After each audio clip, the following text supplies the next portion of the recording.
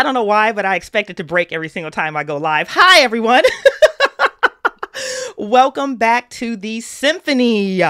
Symphony Entertainment, Gaming, and Arts is my gaming company that focuses on horror systems, indie games, organic content, and player agency in an attempt to bring a symphonic approach to horror role-playing. I am your host, Bridget Jeffries, but this afternoon, or evening, if you're across the pond like Chris, I will be serving as a lowly deckhand. Your keeper will be industry leader and project coordinator Evan Perlman, debuting his new Miskatonic repository product, In Strange Seas. But we're going to get more to that later. That bundle dropped this morning. I almost lost my mind. So if you're new around here, let me give you a heads up of what's going on for May. For the entire month of May, we are hosting Miskatonic May, a symphony celebration of Miskatonic repository content. So what exactly is the Miskatonic repository?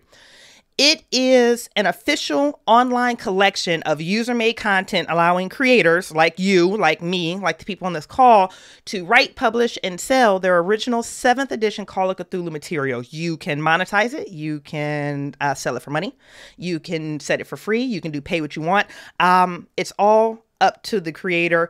It's all up to you. Chaosium is extending a license to you. And as long as you abide by our rules, terms of service, you could literally be publishing Call of Cthulhu right now. So if you have questions about the program, how to publish, how to get support, compliance, whatever, feel free to email me at bridget@chaosium.com. That is Bridget, a bridge that you walk across with 2 T's at chaosium.com, and I can get you plugged in with everything that you need. There are also some really amazing communities that hover around, support, and also cheerlead the Miskatonic repository. And I cannot do Miskatonic May without taking a moment to at least say their names, because these communities are absolutely incredible. You have the Stars Are Right podcast that does amazing things. They publish on the Miskatonic repository. Phaedra's book actually just came out on print on demand yesterday, unless I'm wrong. I just saw that. Congratulations. There is the Miskatonic Playhouse, where not only do they interview industry professionals, but their entire platform is running Miskatonic repository content. You can literally send them you can send them your scenario and they'll run it on a podcast. And they're just really incredible, supporting awesome people. There are the Council of Shoggoths, which Evan is actually a member of. This is the organizing body of Miskatonic Repository Con. This is an annual online convention that happens in October every year, and it's a convention totally dedicated to Miskatonic repository content. There are panels, the Storytelling Collective comes in, it has talks, there are workshops, and you can play test your games, you can soundboard your games, or you can just come and play a whole lot of Call of Cthulhu and support other creators during this convention. It is an amazing time. And the last one I want to shout out, the chair of the Council of Shoggoths is one Heinrich Moore. He has a YouTube channel called Heinrich Moore Presents, where he literally goes through, how do you market your Miskatonic repository content? How do you price your Miskatonic repository content? When do you know you're actually finished and it's time to step away from the damn project and just hit publish already? He addresses some really amazing content in a very friendly and accessible way. I cannot recommend his YouTube channel enough. So definitely check out Heinrich Moore Presents. So reach out. I'll get you plugged in one of those communities, or I'll get you plugged into the compliance so you can get off to the races. Now, before we hop into the game, I know I'm talking a lot. We're almost there. 2 quick announcements. Symphony Entertainment does have a Patreon. So if you like this content and you would like to help us create more of it, please back us at patreon.com/Symphony Entertainment. Skip, actually on the call right now, is our most recent backer. Thank you again so much, Skip. We love you. What? Guys, there's postcards, there's free products, there are product drops, there's access to exclusive content, there is voting rights. You can write content that I will implement into a game in the future. So definitely check us out if you can. And we are hosting a giveaway. Evan is giving away a free PDF copy of the supplement In Strange Seas Horror in the Royal Navy for Regency Cthulhu. So to enter, you do need to be a follower of the channel. You're going to hit bang Strange Seas, and there should be a bot allegedly running in the background to help you, but it's ! Strange Seas for a chance to enter. This product and its accompanying bundle dropped this morning. So this is like literally hot off the press. We will do the drawing at the end of the show. If you can't stick around, check your Twitch messages. I'll allegedly try to message you there and get your life squared away.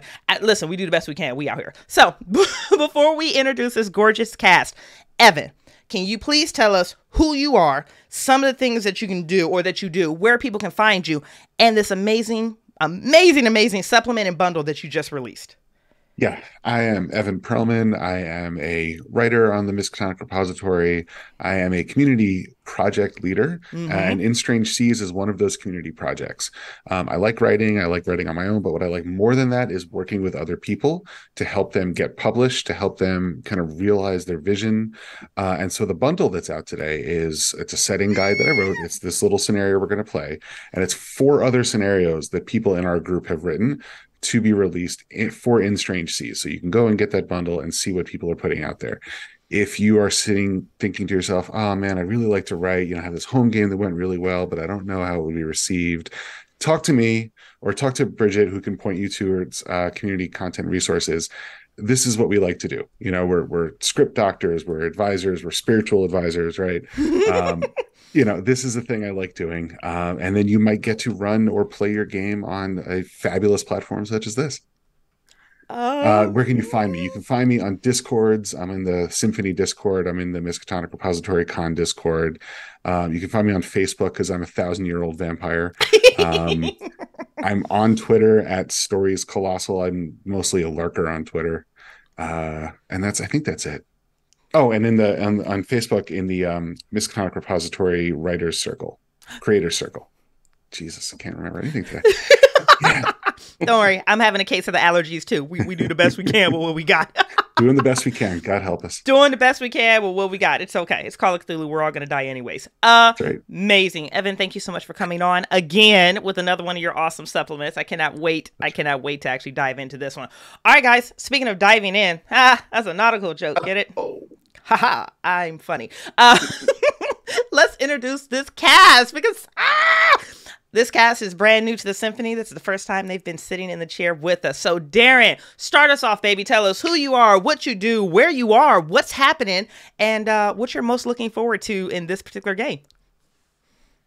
Yeah, I am Darrin Chandler. This will be my first time on stream.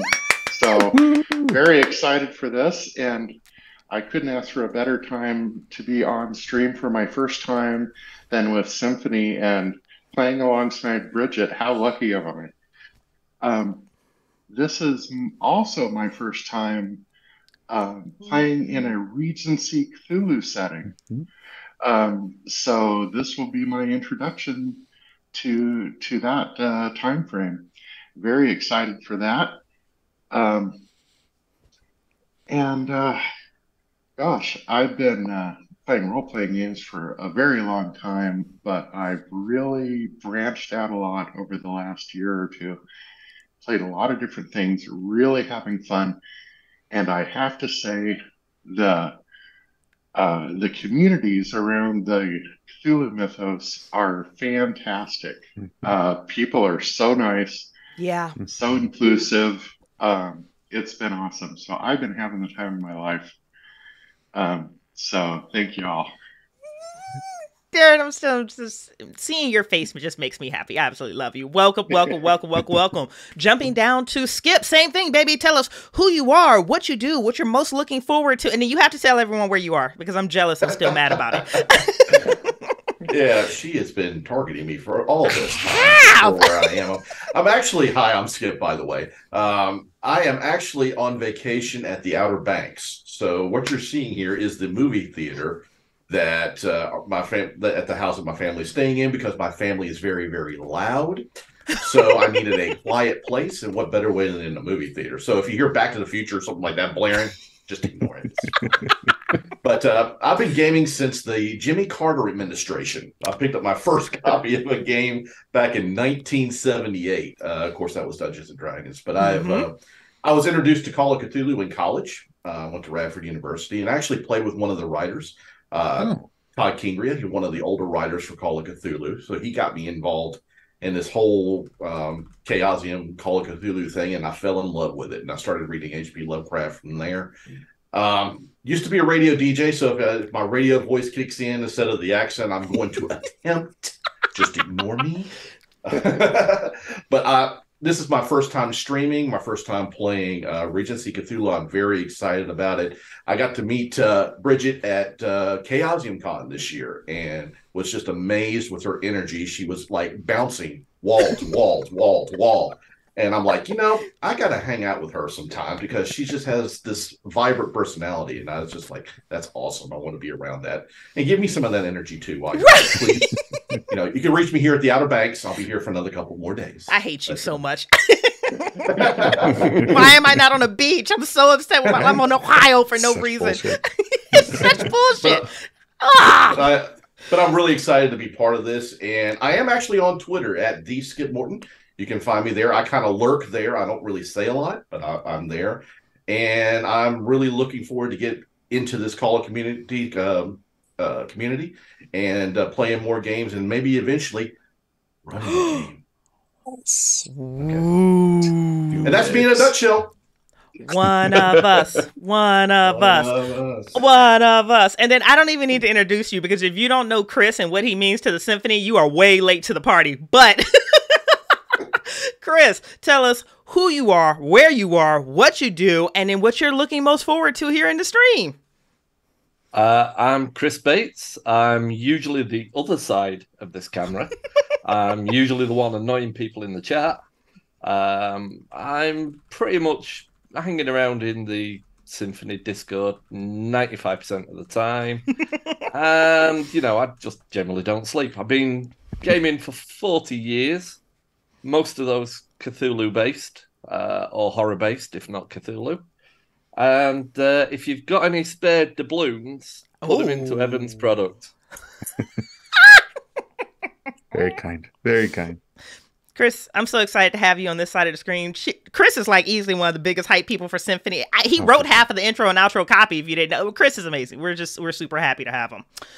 So, guys, without further ado, content warnings have been discussed with the cast and crew. The X card is in place. We will also be using the red, yellow, green light method. X's can be sent via private message. No judgment passed. No questions asked.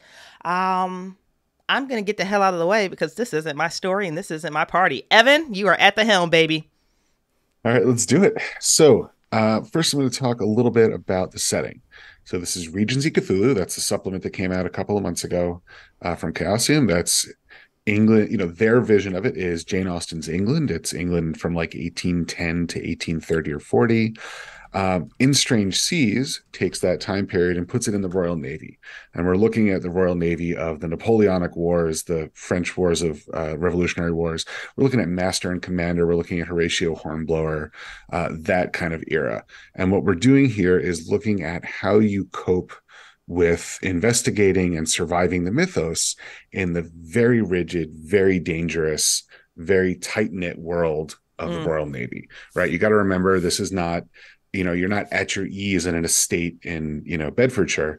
You are crammed into a wooden box with 300 other people with 6 inches of wooden planking between you and the worst drowning death you can imagine.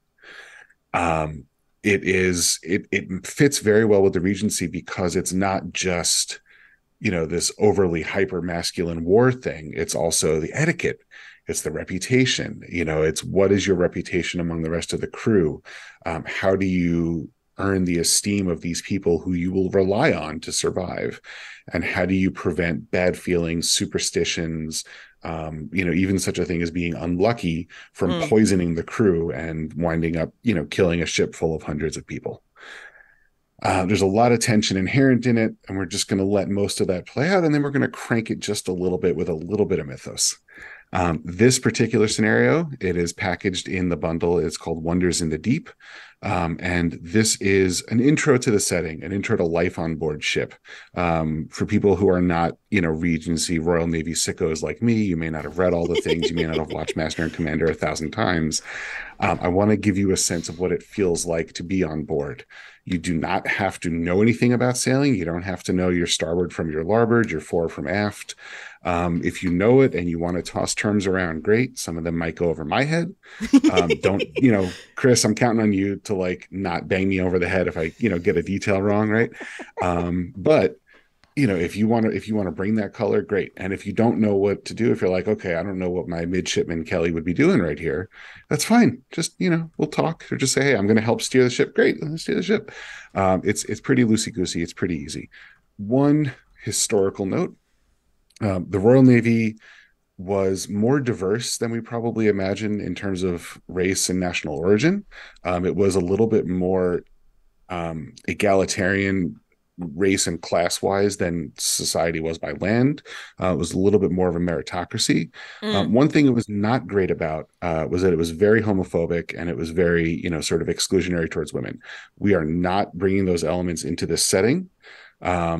That's not something I think would be enjoyable. So you can be, when you play in Strange Seas, you can be any gender, you can be any orientation. You'll have plenty of other troubles in your life. We don't need to worry about those particular kinds of biases and phobia right here. So with that said, let's get started. Let's get started. I want to review one quick thing here. There is, in Regency Cthulhu, there's a reputation mechanic. And you'll see on your character sheets, you do have reputation scores originally. I've tweaked the way that reputation works for In Strange Seas. In the Regency book, it's primarily based on your credit rating. Given that the vast majority of sailors are hideously poor, that's not great, right? Having a bottom, a zeroed out reputation would not reflect the reality of how things work on a ship. So what I've done is given the option of pinning your reputation to your etiquette, right? You can have quite a high etiquette because you know how things go on ship. So if your reputation is below 26, you'll get a penalty on social rolls because you just don't know your way around the ship. You don't know how to act. And if it's above 40, you'll get a bonus die on social rolls against other people in the ship. Okay, ready to start? Everybody good? Any questions? Okay, No it problem. is June 1811. Napoleon is master of Europe. Oceans are battlefields. And we are in Portsmouth. We are in port. You are all the officers and crew of HMS Caliban, which is a 32-gun frigate. And you are in Portsmouth because you have been ordered to sea, but before you can go to sea, you need crew. And the way that you get the crew in the time of the Regency is called the press gang. You basically are going to go on shore. You're going to find people who look like sailors, and failing that, people who look like they can stand up and pull on a rope without too much instruction. And you're going to physically manhandle them onto the ship. The captain has also put up recruitment posters for volunteers. So Bridget, if you want to show the recruitment poster. Yes, sir. Going live now.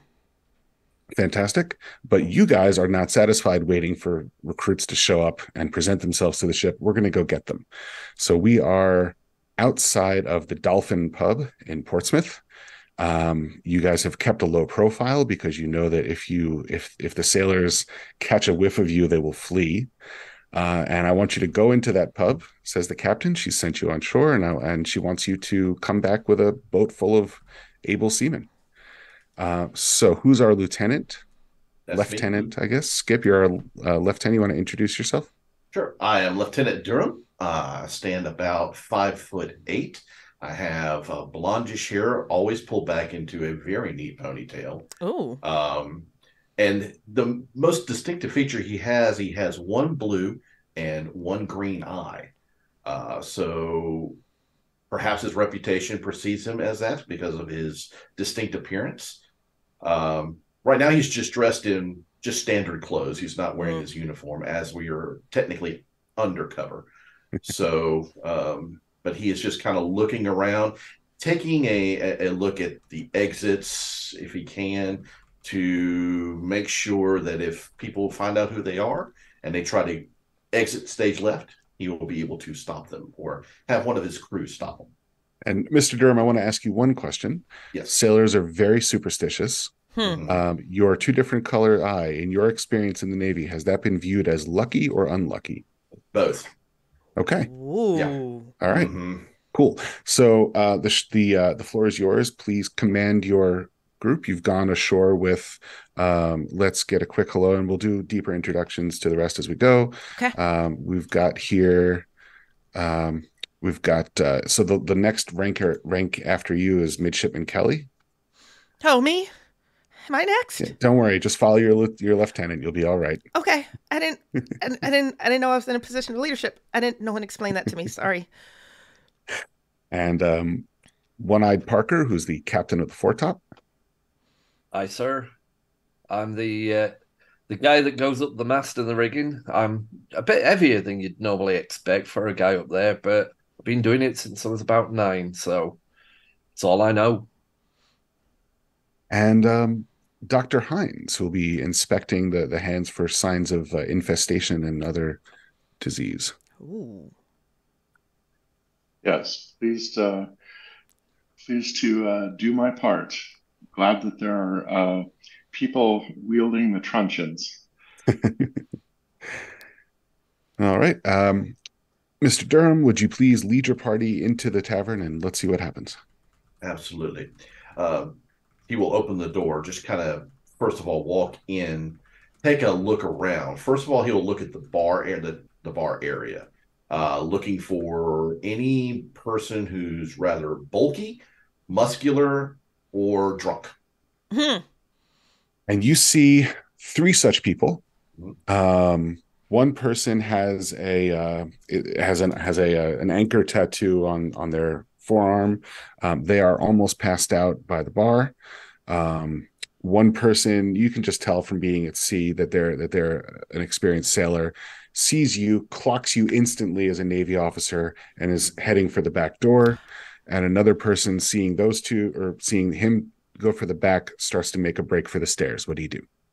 I will first of all say, Mr. Kelly, please grab that gentleman who is running out the door to the left. This is a really big guy, and he's gonna cut off and do as instructed. Go for the legs. Okay. I mean, the momentum doesn't really make sense, but okay, it's fine. Legs work. Mr. Parker, if you could grab the other gentleman. And Doctor, if you could take care of the drunk individual at the bar. I believe all 3 would fit us nicely. Aye, Yes, sir. indeed. So let's go to Mr. Kelly. Mr. Kelly, you are in pursuit of this person who's probably twice your bulk and probably has about 6-7 inches on you. How are you going to go about this? Look, the lieutenant said go for the legs, but just the whole press gaming thing doesn't make any sense. Like, I mean, yeah, I was press gang too, but it's just, God, I should have stayed in school. Yeah, so he's going to push off of the bar. He's going to maneuver around the person because it looks like he does at least have a decent dex. And his LT told him to go for the legs. So we're just going to do like one of those super goofy Scooby-Doo launches where like hands are out, his eyes are probably closed because he knows this isn't going to work. He's going to go for the back of the knees. Okay, you want to make a dex for me? I don't. But here we go. All right, guys. Wow. Okay, Mr. Kelly. Yeah, hit a 35 under 60. May I burn the luck to make that a hard success?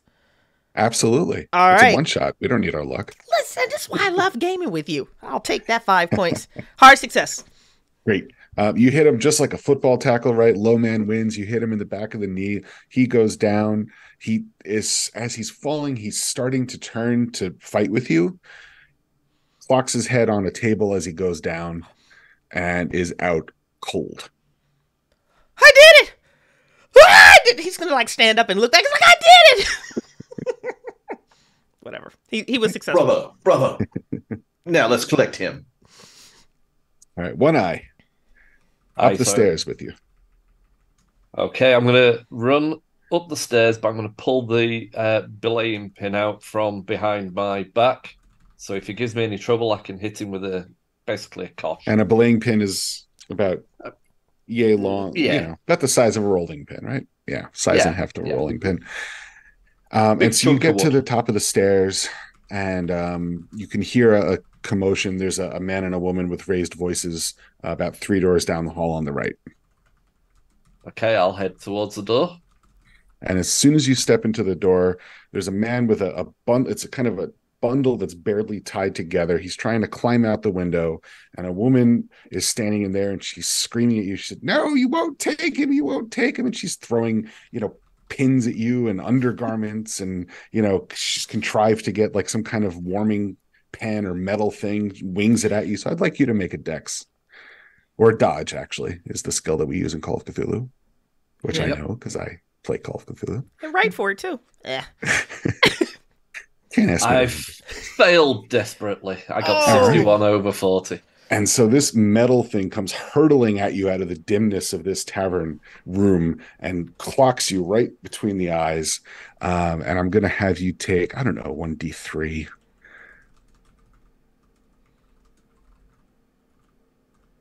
So that's, I don't know, we'll just do a 6. Yeah, what is that? Nope. So it's like a, what is that, a 3? Yeah. 2. Yeah. 2. There we go. 2. Yeah. So tell me what happens. This guy's going for the window. You've just taken some grievous damage to the face with a pan or some kind of metal implement. What are you doing? I'm going to try and face the woman and push her backwards using the palm of my hand so that I can try and head towards the gentleman heading out the window unimpeded. Great. And he is 3/4 of the way through there because you've stopped to push the woman out the way. What do you do? I'm gonna launch the belaying pin at the back of his mass and try and knock him out the window so that he falls. All right. Let's see. We never get to use throw rolls in Cthulhu. Let's do a throw roll. Yes.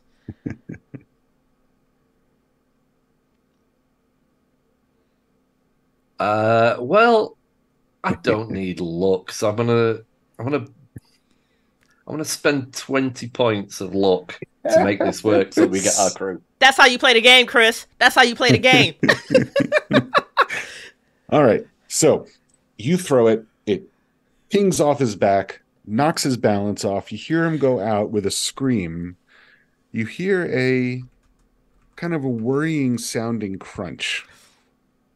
I would like you to now roll this luck that you've just spent 20 on. Oh. Nope, that doesn't look like a success, does it? It's a fail. Yeah. Well, we'll come back.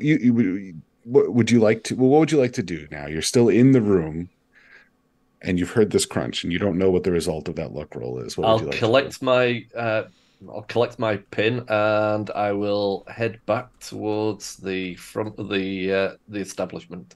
And as you're walking down the hall, you hear this shriek from the room and this woman's voice shouting, "You killed him! You've killed him! God damn you! You've killed him!" Dr. Hines, you've been tasked with working some kind of Lazarus magic on this drunk at the bar here. He is passed out, insensible to the world, but very clearly a sailor and very clearly in possession of all his limbs. So how are you going to resurrect this fellow and bring him to service in the Navy?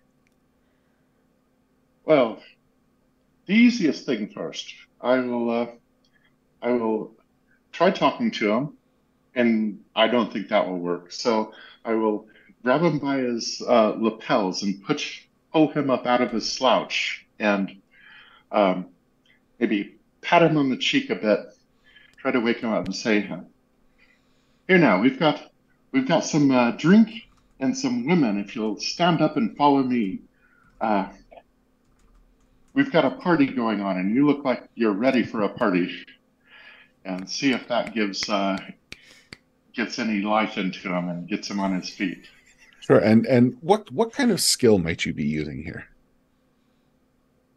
Oh, I think I would attempt to use a charm. I'd be like, you look like a handsome devil. My girlfriend has a friend, and she would love to see you. You look like just her type. Fantastic. Make that roll. Let's see if we can lure him on with a siren song of carnal lust. I love my crew.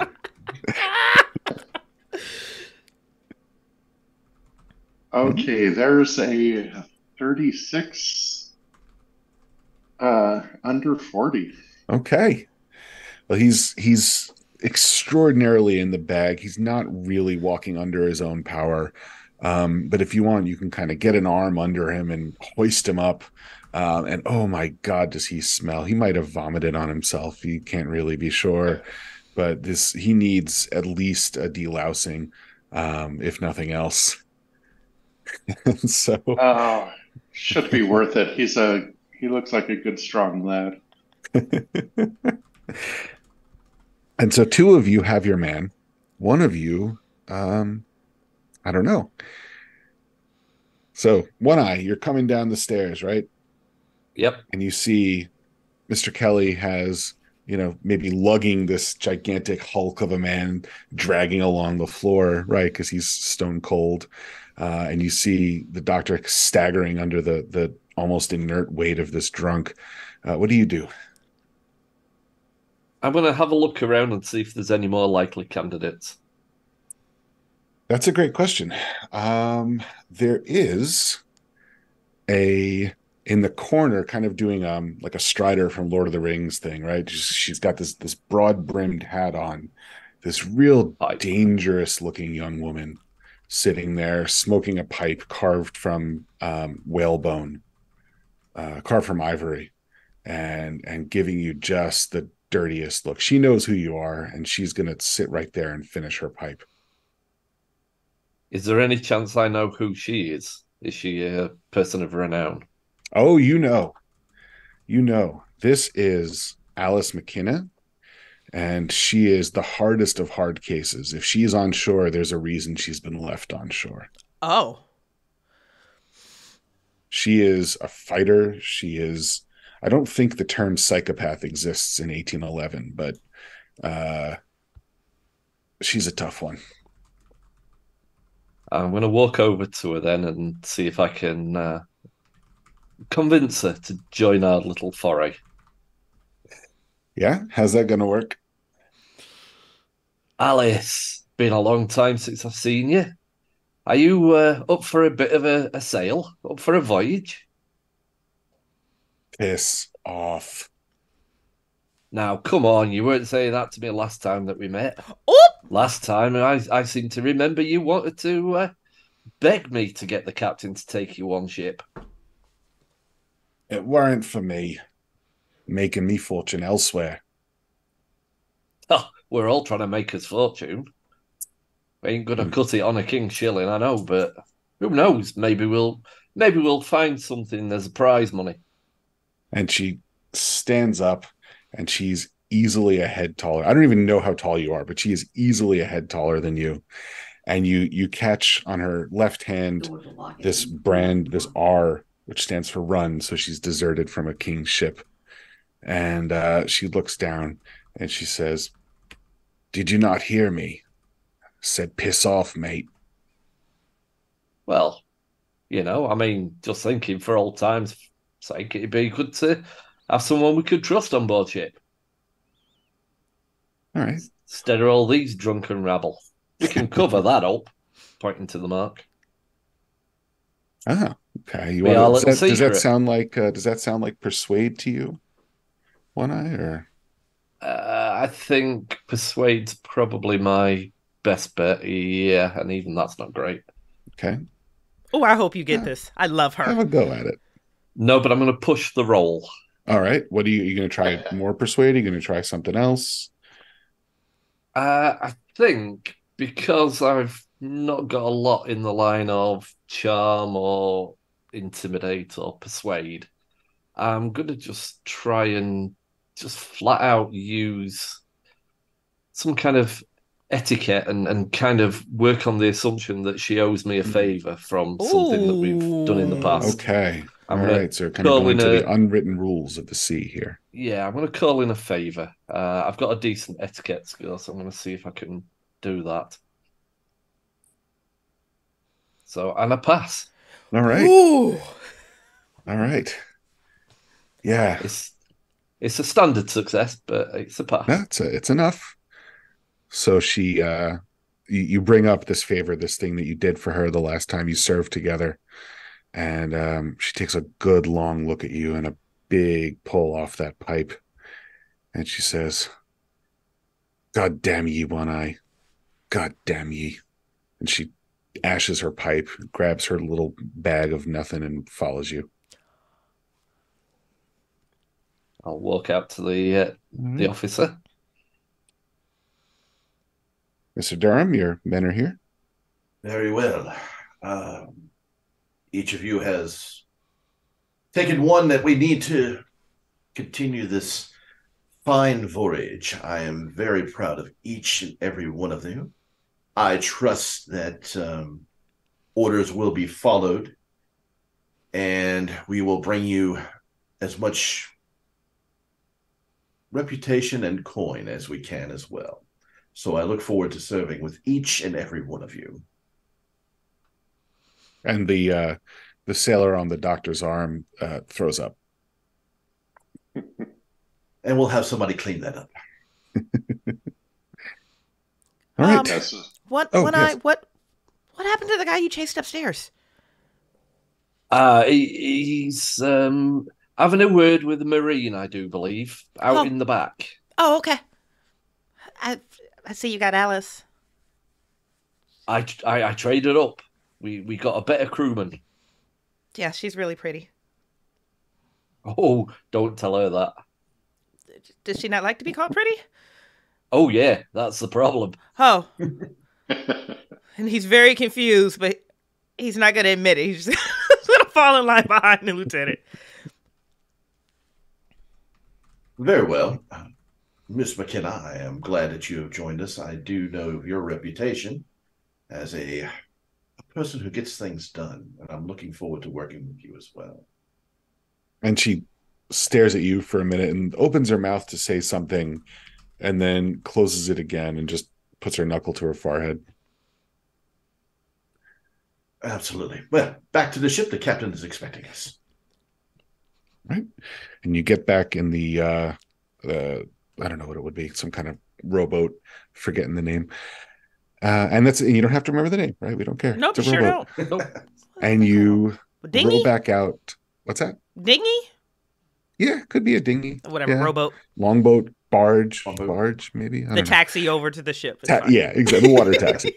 And under the direction of the lieutenant, you row out into the harbor, where you see the Caliban. And we're going to put up a diagram of the ship. This is taken from a real-life ship called the Unicorn, which is a little bigger than our frigate here. But you can look at that, and it's got what you would expect on a ship. It's got 3 masts, right? The one in the middle is the tallest one. We call it the main mast. The front is the foremast, and the back is the mizzen mast. It's got several decks. The upper deck is open to the weather. The gun deck is where most of your cannons are, what we call the long guns. The lower deck is the mess deck, where most of the sailors live and work. And then down in the bottom, you have the orlop, which is where the surgeon has his surgery when needed, and the hold, where all of your cargo is stored. So all you really need to know, fore is forward towards the front of the ship, aft is back towards the back of the ship, port is left side when you're facing the front, right? You're facing ahead, left is port, right is starboard. Or you can just say left and right. I don't really care. Thank you. Yeah. And that's as much of a tour as we'll need. So you come on board, and the able seamen that are there, the regular seamen, salute the midshipman and the lieutenant. Everyone's very careful to salute properly. And then a few minutes behind you, the captain comes on board. So she comes up. One of the second lieutenant, Griffith Figg, kind of elbows you, Mr. Durham, and nods out to where the captain's approaching. And now it's your job to sort of get everybody lined up to receive the captain in style. Attention crew, ready on deck, captain aboard. And everybody lines up. Mr. Kelly, you're expected to wear white gloves and to stand at the side with some ropes to secure the boat there. And Mr. Kelly, who is? Let's do your significant person now. Who is? This is maybe your first time at sea, or certainly your first time with any responsibility. Who is the one who's kind of nudging you into the right place, like shoving you around, showing you the ropes here? I mean, it's that deckhand, right? Oh, she's really sweet. What is her name? Is it is it Monty? I think it's Monty. Sure. Yeah, Monty Sure. the deckhand. She's been really Great. sweet. Fantastic. Yeah. And so, and this is common enough in the Navy. No one expects midshipmen to know what they're doing. They're idiots.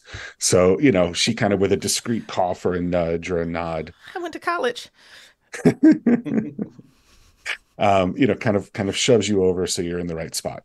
Thank you. Bosun, who is Sophie Jolly, she blows her whistle to signal the captain's coming on deck, and Captain Eleanor Hilliard comes up. She comes up the side. She is about 50. She has iron gray hair, this really, very serious and piercing gaze, and a scar from the just below her eye over to her ear on the left side of her face. She comes up. You all salute as is appropriate, and she salutes back, and says, "Mr. Durham, in my cabin, if you would, please."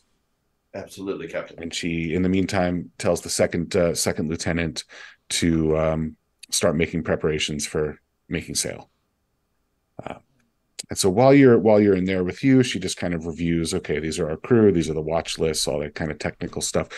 Doctor, while that's going on, you have been asked to take a look at the new recruits, the volunteers, and the people that have been pressed, and make sure that they are all kind of ready for sea. And then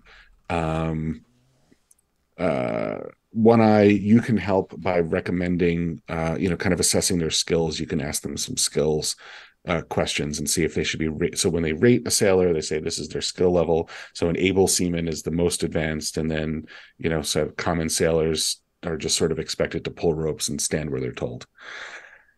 So one young man comes before you, real thin, real pale looking, has really ratty clothes and stands kind of shaking before you. He was picked up by an earlier press gang trip and looks like he's about to just wet himself. So how do you go about your examination of this man? Well, first of all, I will try to put him at ease. I'll say, look here, young man, this is actually an opportunity. The Royal Navy has been the start of many a young man's. It's launched many young men into life and to achieve a higher station than they ever would have thought possible. Now, if you'll just let me have a look at you and make sure that you're going to be up to the rigors. I trust that you will, but the presence of minor things like lice can cause quite a bit of trouble in the close quarters of a ship. And rest assured that your shipmates won't suffer from this, and we need to extend the same courtesy toward them. Now, come over here and let me have a look at you. All right. Stick out your tongue. And he comes out, and would you make a medicine roll, please? Yes, I would. Let's see. I am not too bad at that. I should hope not. Although it wouldn't be the first time I've given someone a character sheet that. Well, that is 70 over 65. Okay. Do you want to spend luck or no?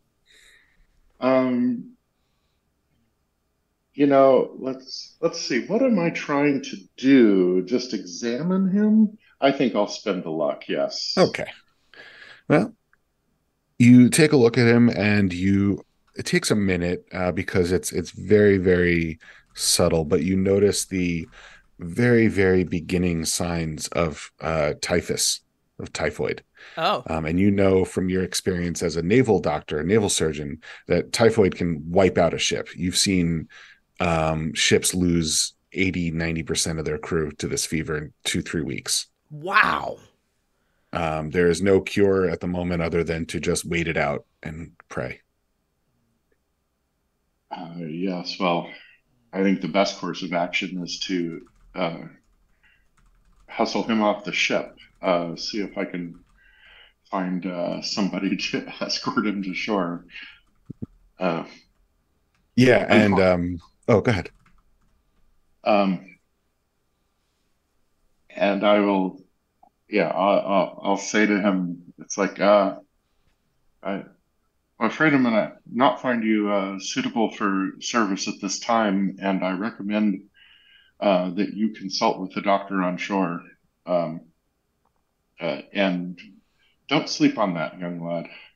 And he shakes a little harder. He says, "Why? What's wrong with me?" And before you answer, I'd like you to make an etiquette roll.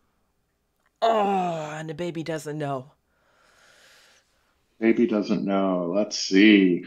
My etiquette is, oh, I have such a good etiquette. This is going to be awesome. 74 over 12. Okay. Oh, yes. And so you blithely tell him, right? Do you? Yeah, Yeah. apparently I do. Yeah. And you say it, right? You say, I'm sorry to tell you you have typhoid.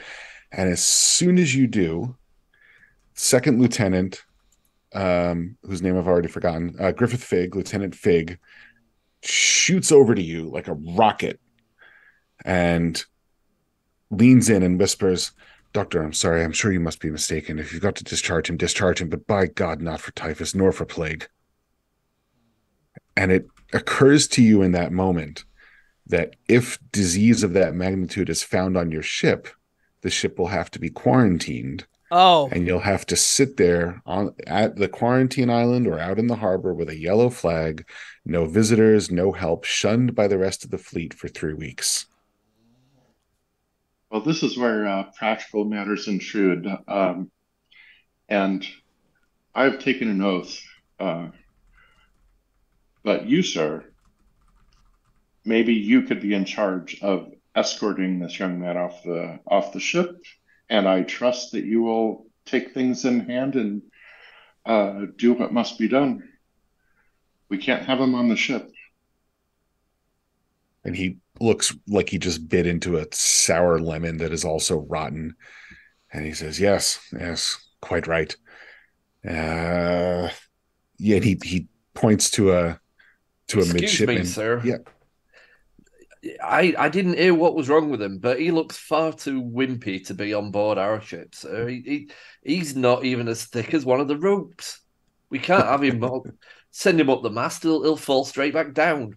He's not qualified. He's not even a sailor. Let's just get the landlubber off.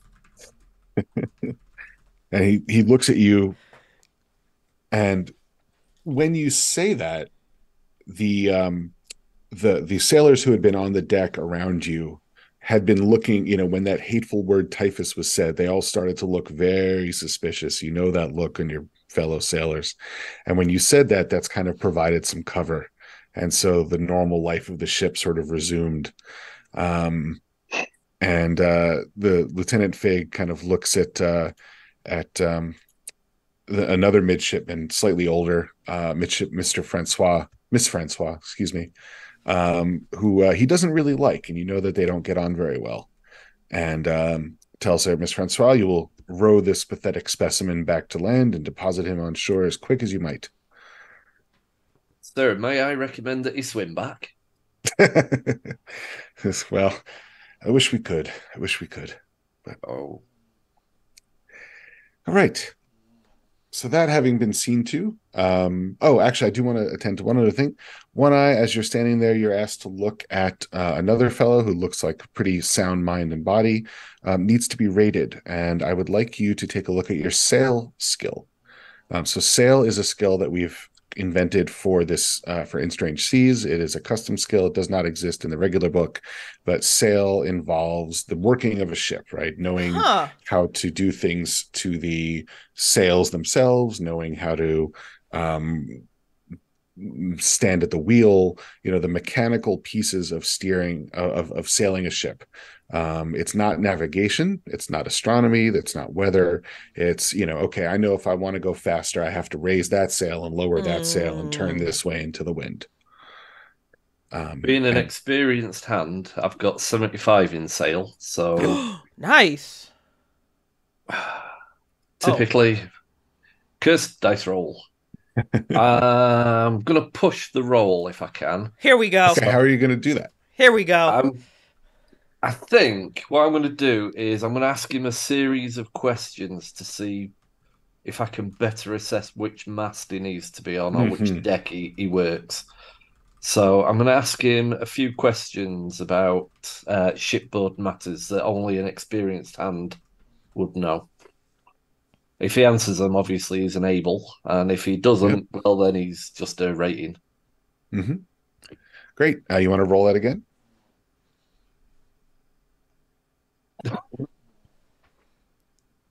And maybe it's your accidental manslaughter from earlier in the day that's weighing on your mind. Accidental manslaughter.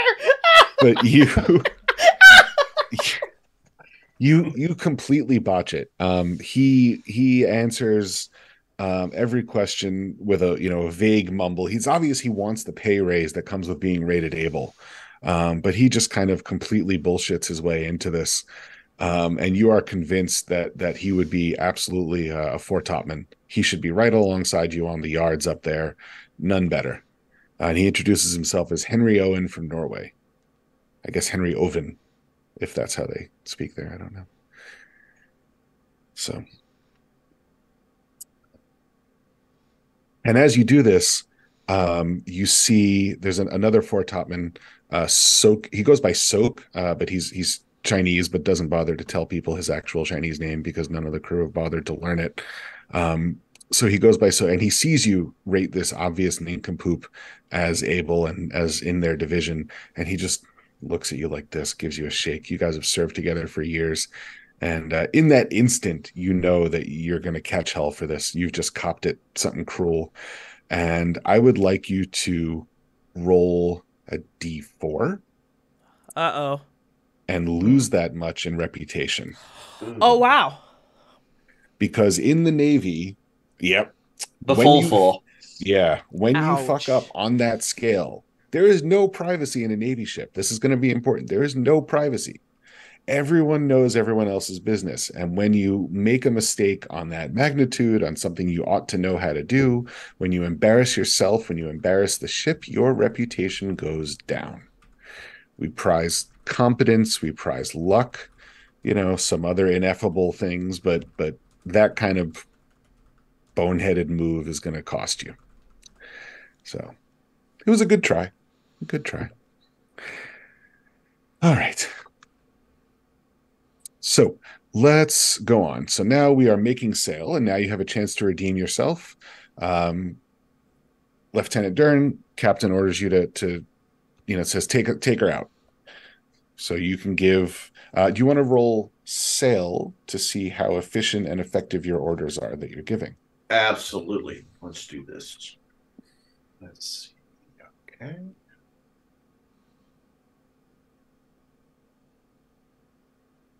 That's not right. Wait, that didn't. No. Okay. Sorry, that came up as 104. It did, didn't it? Something's gone awry here. Apologies. Something's gone awry. This is the new BRP, guys. Hey. Okay. 62. Okay. Yeah. That is a fail. Okay. I am going to. Let's see. That's. Ooh, what you gonna do? About 12 points of luck. You know what? I'm gonna go ahead and burn the luck. Yes. Well done. Yes. Fantastic. Yeah, because this is, there are a few times in your life when you can embarrass yourself more badly than taking your ship out of harbor in the crowded harbor of Portsmouth when you are in front of the entire fleet and everyone you've ever known in your professional career. And botching that one and earning not just the disapproval of your captain, but the mockery of the fleet, like you may as well just hang yourself. There's just no coming back from that. So, well done. And you give out your orders. One Eye, what is your job when you're taking her out? My job is to rig the full sail, and me and my crew would rig all of the sails on the forward mast, and then I'd send a lad up to make sure that we have a watch for making sure we avoid anybody. Great. And Mr. Kelly, you are nominally in charge of a group of sailors, right? They've put you in charge of this group of men and women who are much older and much more experienced than you. And you've got to tell them what to do. You've got to direct them. Or you can kind of and let them do what they know how to do. How do you want to go about this? How in charge do you want to be? I'm not supposed to be here. Like, I was in college. I have a 75 education. I'm not supposed to be do that here. when I'm drinking. I just Evan, I love being close to you in all ways. I'm not supposed to be here. Okay, so there was something that my ma used to tell me, and it was this colloquialism. I don't even care. Is let people stay in their lane. They know what they're doing. They're competent, right?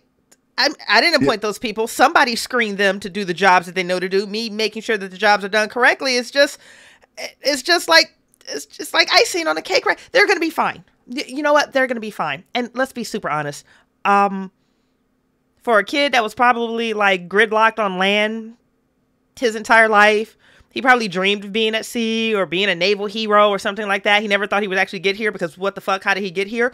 But I will say this is probably like one of his favorite moments of this entire journey is like the ship setting sail. There's just something really beautiful about it. There's a way that the crew comes together under the direction of people that actually know what they're doing. There's something about the way that it breaks through the water. There's something about the way that the coastline kind of falls back and away. This is his favorite moment. So you know what he's going to do? He's going to enjoy this moment because some bullshit is going to happen here in the next week, month, year. He's going to enjoy this moment because it's his favorite part of actually being on this crew. And it is a beautiful moment. The anchor goes up, there's dozens of men heaving on the capstan, pushing with all their might. The sails come down in perfect order. The ship fires, to salute the admiral. The admiral ship fires back to salute you, and you're off and you're out. And the sun is, setting in the west as you go. And this is the first and maybe last happy moment that anyone will have on a given cruise. So you should all enjoy it. And other than one eye, you've escaped without shaming yourself. So it's going pretty well. Chris. So Jonah. So Lieutenant Durham, before you set out, by tradition, only the captain and the first lieutenant know the destination and the orders at the start of a cruise. So Captain Hilliard, when you were in her cabin, did tell you that you are chasing a French brig by the name of the Protégé, and that you expect to find it returning from, on its way to the West Indies. Okay. And she gave you some technical information about, time and tides and things like that. But, as it happens, right, very little privacy in a ship. As you guys are going about the rest of your day, everybody knows where you're going. Everybody knows what you're doing. It just, it comes up through the scuppers. People hear it through the walls, the bulkheads and all. It's all fine.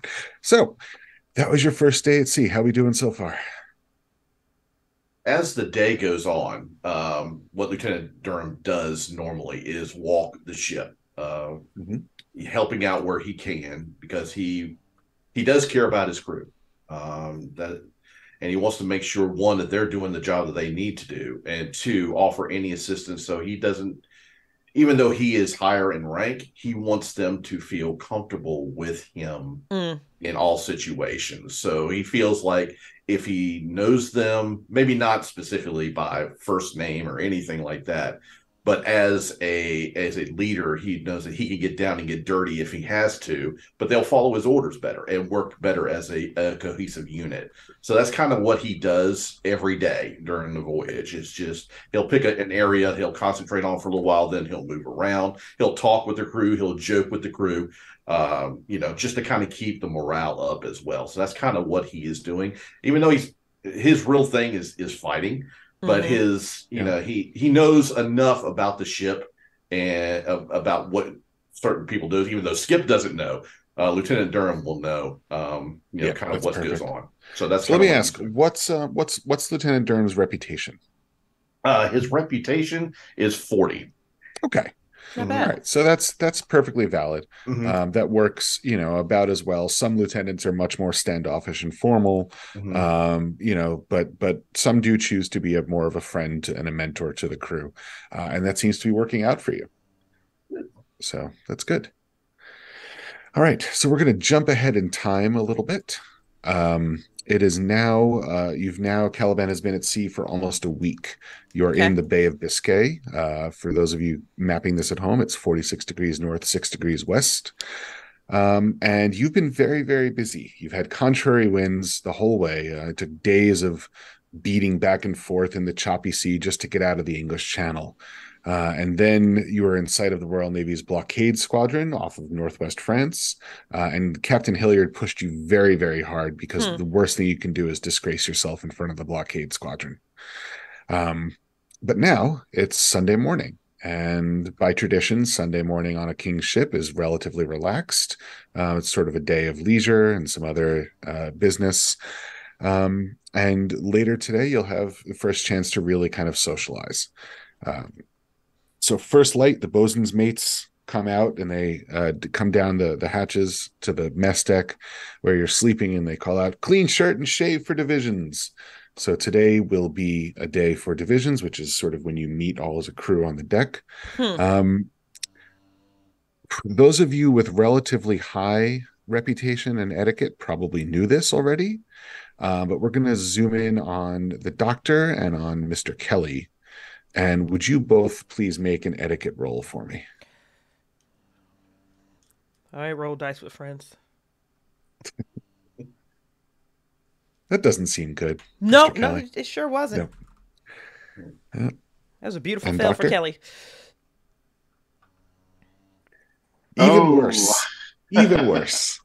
So you was it a fumble? really are struggling. That 99 is a fumble for sure. Yep. So we'll deal with you first. So you have no one to shave you. You have no clean shirt. You've completely forgotten.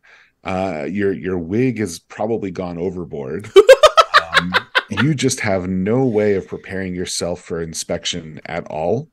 And in fact, you were so caught up in a medical case that you're working on that when the whistle blows for divisions, you're actually arm deep in gore because someone had herniated themselves when they were pulling on a rope, and you were trying to fix that for them.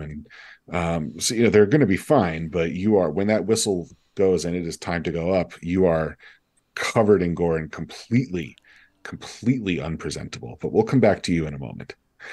Mr. Kelly, you've got a bit of a problem. You also forgot, or you were not aware of the tradition. And so you look around, and all the other midshipmen, there are a few of them, and all the other lieutenants and all the warrant officers kind of casually slipped away to make arrangements with the barber. And by the time you're first getting out of your hammock, they are neatly dressed. They've got, many of them have very long, what's called pigtails. It's the hair tied in the back, and they've paired off and washed their hair and in seawater. I mean, you can't waste fresh water for this, but they've tied it up nicely. You need to get looking good. You need some help. What are you going to do? Why are you guys all dressed up? Divisions, mate, says, I always forget the Mitch. Oh yeah. Best Francois. Captain goes round and inspects the ship. I don't know. Was that scheduled, or is that just something? Every Sunday, regular as rain, mate. I didn't realize it was Sunday. Can you help? Are you in a position to help? I don't know. How do you want to get her to help? Please. I'll give you half my rations for the week. Okay. I don't want to start this off on a bad foot again. We call that persuade. We call that fast talk. Can I lay on the charm? Yes, you can. Awesome. Please. Oh, Miss Francois, please. I'll give you half my rations. I'll roll some dice. I'll just barely succeed on that roll, I believe. And she takes pity on you. And she says, "Well,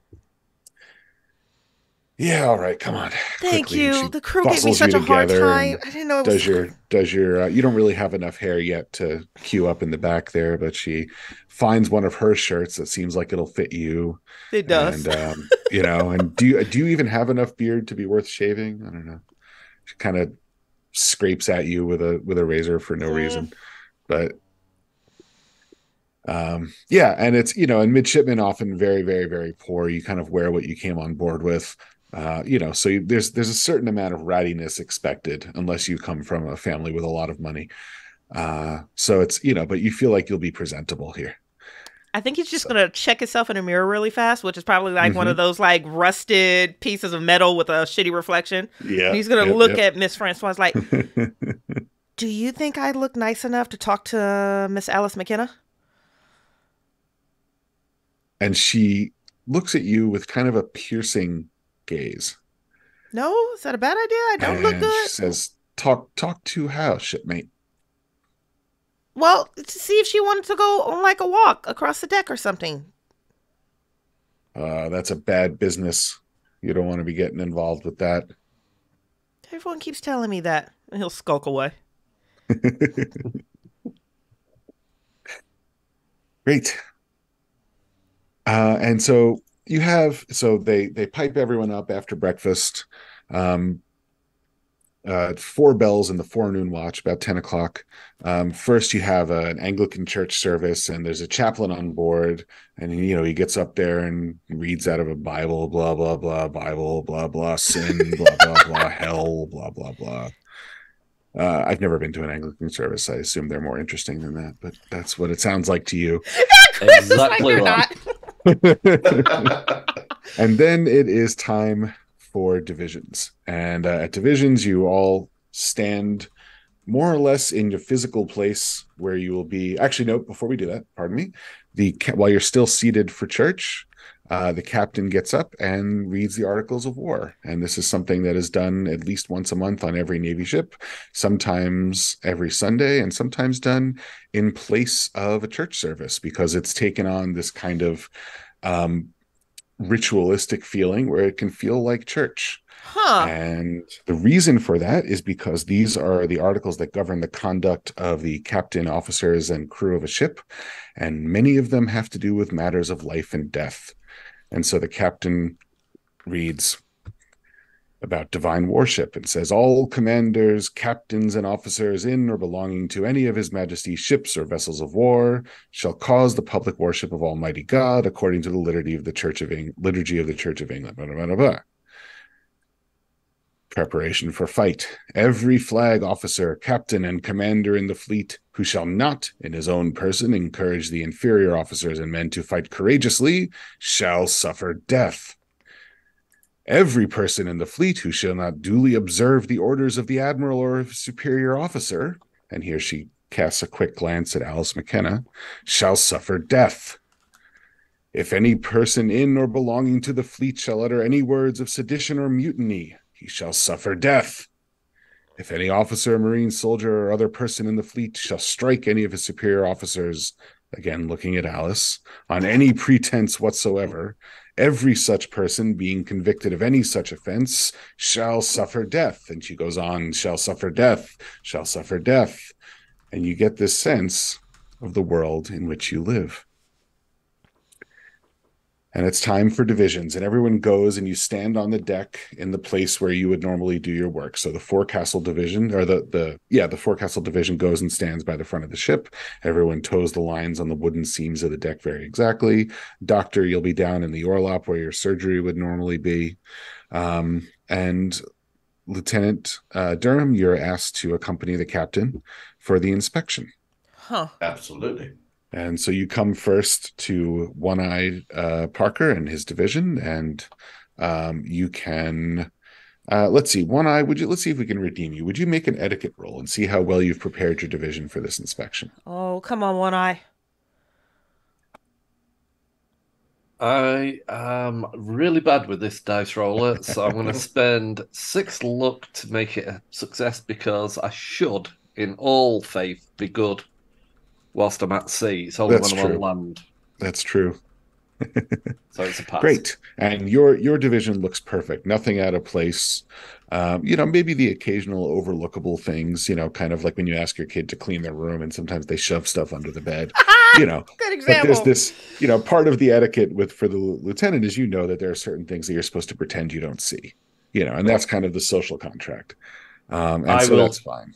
I will quietly fume that my men have not coiled ropes correctly or things like that, and I will sort them out later.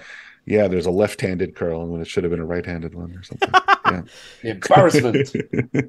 Totally invisible to a landsman, but the seaman knows. And then you move on with the captain to the afterguard, which are sort of the medium skill people. Lieutenant, I'd like you to make a spot hidden. Absolutely. Let's see if we can spot some hiddens here. No, that's a fail. Okay. And you're about to move on, and the captain coughs discreetly, and you know that you've made a mistake. So you quickly look back over, and you see that one of the guns is sort of not stowed adequately. There's some dangerous material left lying around there. Interesting. And it's something that you can now intervene to correct if you wish. Gentlemen, there is a mishap here that is not acceptable. Would you please remove that and place it in its proper place? Aye, sir. And they scurry around fixing that. And then you can move on. And you come down after a while. You've inspected the galley, the cook's there, all the pots and pans are gleaming. You've gone through the coils of rope and anchor cables and stuff like that, and that all looks fine. Occasionally there's like a ham sandwich or something tucked in there that somebody was trying to eat on the sly. But and you come down to this utter disaster of an Orlop, this absolute shameful pit of despair where you find Dr. Hines. Yay! And I'm going to leave it to you two to figure out how to resolve this. The captain actually gasps when she sets foot down there and sees what's become of this place. So, Doctor, it's do you want to? Doctor, what do you want to do? Are you aware of what today is?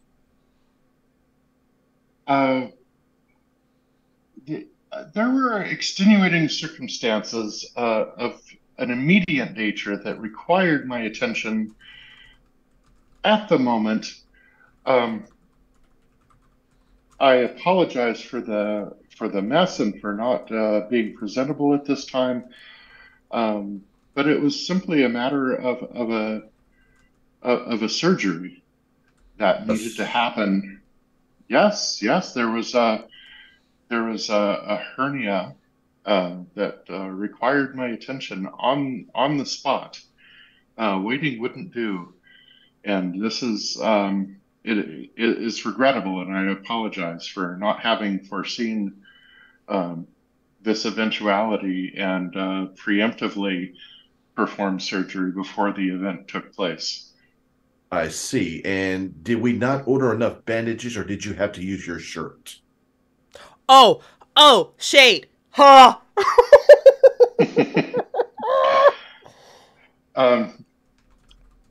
There was a minor excess of blood pressure involved in the semen, which I had failed to anticipate. Completely my fault. Lack of foresight once again. But the situation is now in hand. Nothing to worry about. It will not happen again. I'm certain of that. And I trust that the crewmen will be ready to resume duty as soon as possible? As soon as possible, exactly.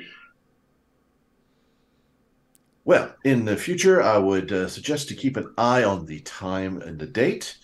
However, your skills are unmatched from what I understand.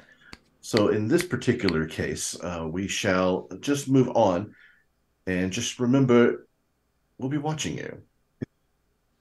And just I'm going to drop in here that between two people of the gentry, this is the Regency. So should you insult someone's honor, they are within rights to call you out for a duel. It's a little tricky in the Navy, but the warrant officers can defend their honor.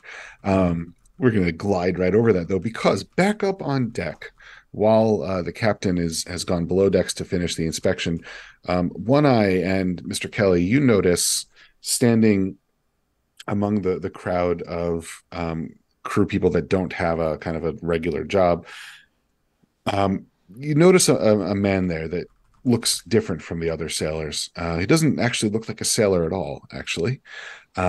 He's kind of looking around with boredom, almost a little bit contemptuous of the people around him.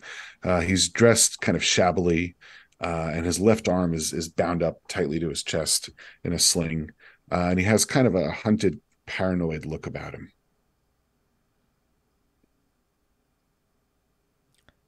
Mr. Kelly, do you know who this man is? He's going to cross his arms over his chest because, like, Kelly knows the whole crew. I mean, he's a smart kid. He knows everyone that's here. And he's like, no, when did he get here? Did I miss someone? I don't recollect him, sir. You should maybe go find out who he is. Aye, sir. I'll bustle over and sort of see if I can corner him somewhere. And he's standing, you haven't been dismissed from divisions yet, so he's standing where he is and looks at you kind of like you're the help. It's really got that, you're the service worker. He's of quality, despite his shabby look. And he looks at you and he just waits for you to do something. Can I immediately tell that he is of a higher social standing than a deck rat like me? He certainly carries himself that way.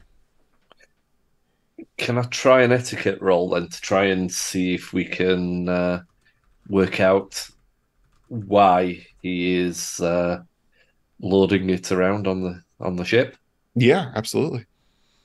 Okay. That's a great use of that skill, Chris. It is. Etiquette is at 60. So let's 8. Oh, I get an 8. That's beautiful. Finally! Yeah. Someone made a roll. Just dice. Jesus.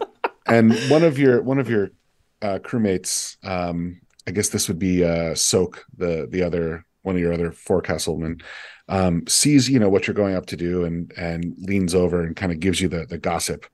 Says he's a guest of the captain. He's a right unlucky cove. Yes, to the captain, you say? Well, I suppose we'd better leave him be. Mr. Kelly, it sounds like he's squared away. He's a friend of the captain. Has he been here since we set sail? I'll look at Soak. Has he? Yeah, he came on late. Must have arrived just before us, Mr. Kelly. It's been a week. Where's he been? Out of our way, that's the main thing. Yeah, I don't like his posture. Trouble, I suppose. Ugh, I don't like his posture. He's actually just jealous. He can't stand like that. All right. So we're going to move forward a little bit of time. After divisions, the hands are piped to dinner. Being British, dinner is lunch. Supper is dinner. You guys are very strange, but that's how we do things. Chris. We are not strange. And on the way, as you're going, so the way that dinner works, right, everybody sort of what's called messes. Your mess is the group of people you eat with. So the common sailors mess all on one deck. Basically at the same time. Sometimes they have to take turns if there's too many people, but you sit at a table with your closest mates, and they can kind of choose, like a school cafeteria. You choose who you want to sit with. The officers, typically the warrant officers and the midshipmen, and will often dine together in different groups, and the captain usually dines alone, as she has for this past week. But this is sort of the first relaxed day of the cruise. And so she has invited Mr. Kelly and Lieutenant Durham and Dr. Hines to join her for dinner. And on your way, Mr. Kelly, you come across Alice McKenna. She's heading down the hatch. You're heading up the ladder.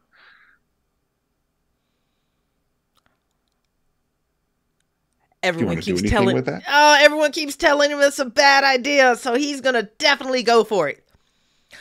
Oh, hi. Good evening. Good evening, Miss McKenna. How?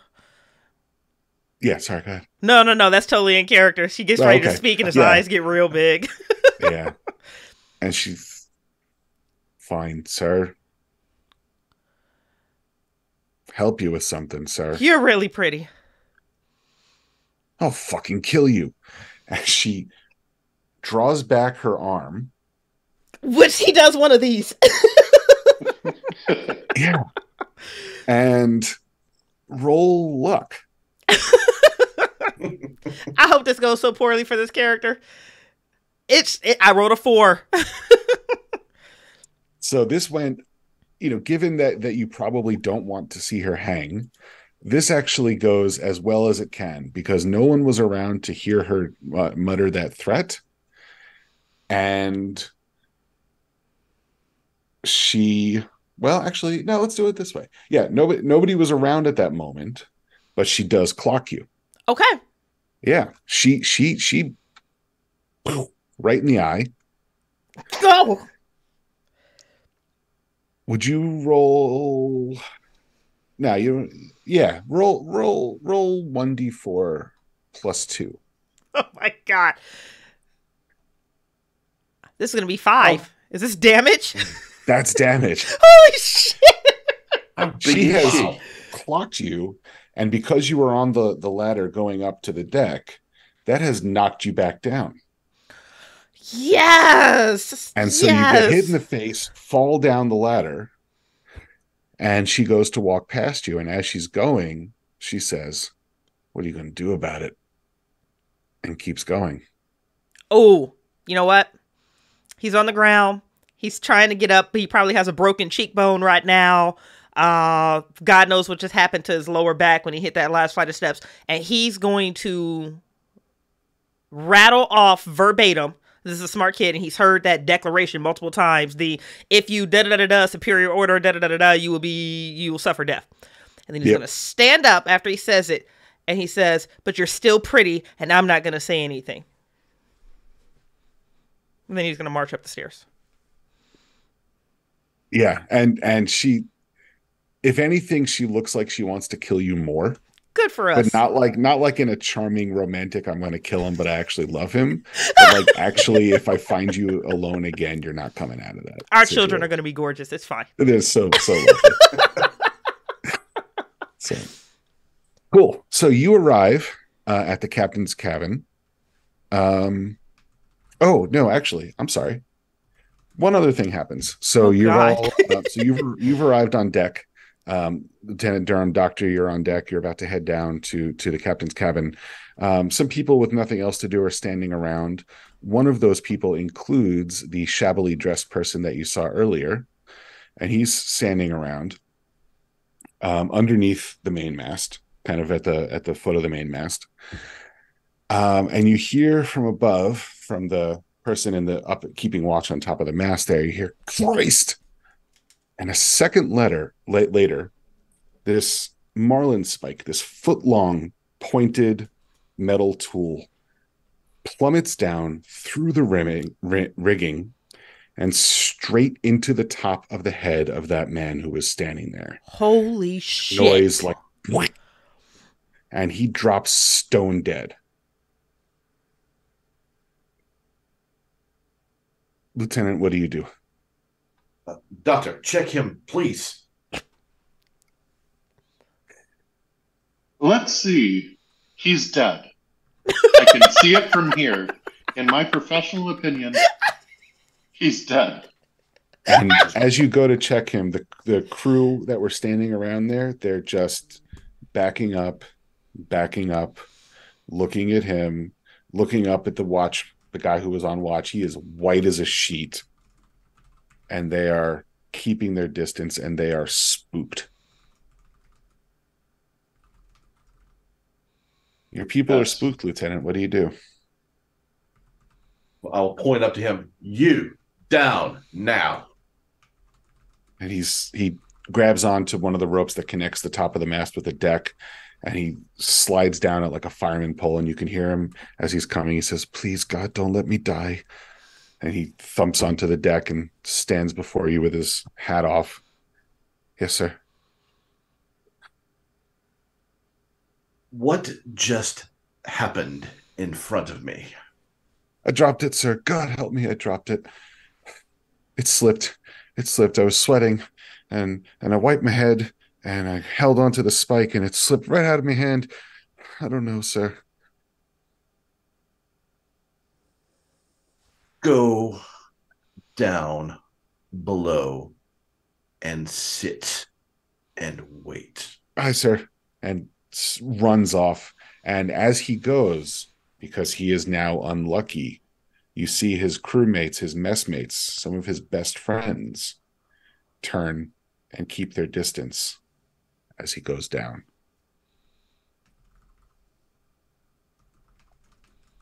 Doctor, have some of the crew take this gentleman down to your bay. I will inform the captain. And Yes, Mr. Kelly. will, Oh, sorry. Go ahead. yes, I will. I will deal with the deceased, but also I will examine this marlin spike coming out a little bit to see if it looks to be slippery. Was there any grease on it, or is it just wet with perspiration, as he said, or Right. just a Yeah, quick... it other than the blood and the bits of hair and bone, a little bit of brain on there, towards the top there is also some sweat. You can kind of feel that residually. Okay. Mr. Kelly, that is the first violent death you've witnessed at sea, possibly in your life. I would like you to make a SAN roll for me. It is on the way. He hit a 27 under... Is his sanity that low? Yo! Yo! I looked at everything except this motherfucker's power score. Yo! Oh, what? I didn't even remember. What is it? Evan, it's a 20. His power is 20. I have been role-playing this character perfectly. I didn't even know it. That's fantastic. He fails. So tell me what happens here. What does he do? You're going to lose one, but I want to know. I want to know how he handles this. Bay doesn't love him. He's got a broken cheekbone. He's trying to figure out what excuse he's going to make to somebody who's going to ask him what happened to your face. Mm-hmm. And he can't think of a brave enough lie or a clever enough lie that's not, I obviously got hit in the face. And then the spike comes down and pins this guy to the ground, and I think he urinates his pants right there in front of everybody. Oh, have fun, Evan. God. I'm here for you. Okay. Yeah. And your mentor, your friend is standing there, and she instantly grabs your elbow. And trundles you down. She's like, "You've got to change. You've got to change. You've got to change." And I'm going to need you to roll D6 and lose that much reputation. Holy shit. That'd be 3. Okay. He'll eat the 3 loss. You can't show cowardice like that. You can't lose your composure like that. No, sir. No, sir. Ooh. So compounding that, you arrive late to the dinner with the captain. Lieutenant is already there. Doctor is already there. And the mood is not great. The mood is a little uneasy. She's heard about the death of the man above. But she's resolved to do her best to make this a good meal. Typically, the etiquette on the ship is the captain speaks first and addresses questions and kind of sets the tone for the dinner. So she has mercy on you and doesn't point out when you're late. She just says, "Good to have you, Mr. Kelly. Please be seated." Now, Lieutenant Durham, wonderful cruise so far, and yes, I believe you were at an action a few years ago before you joined this ship. Won't you tell us about it? Well, And- I'm sorry.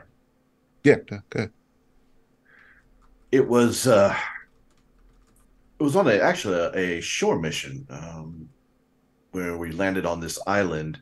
They were supposedly pirates there who had just hit one of the merchant vessels about a week before.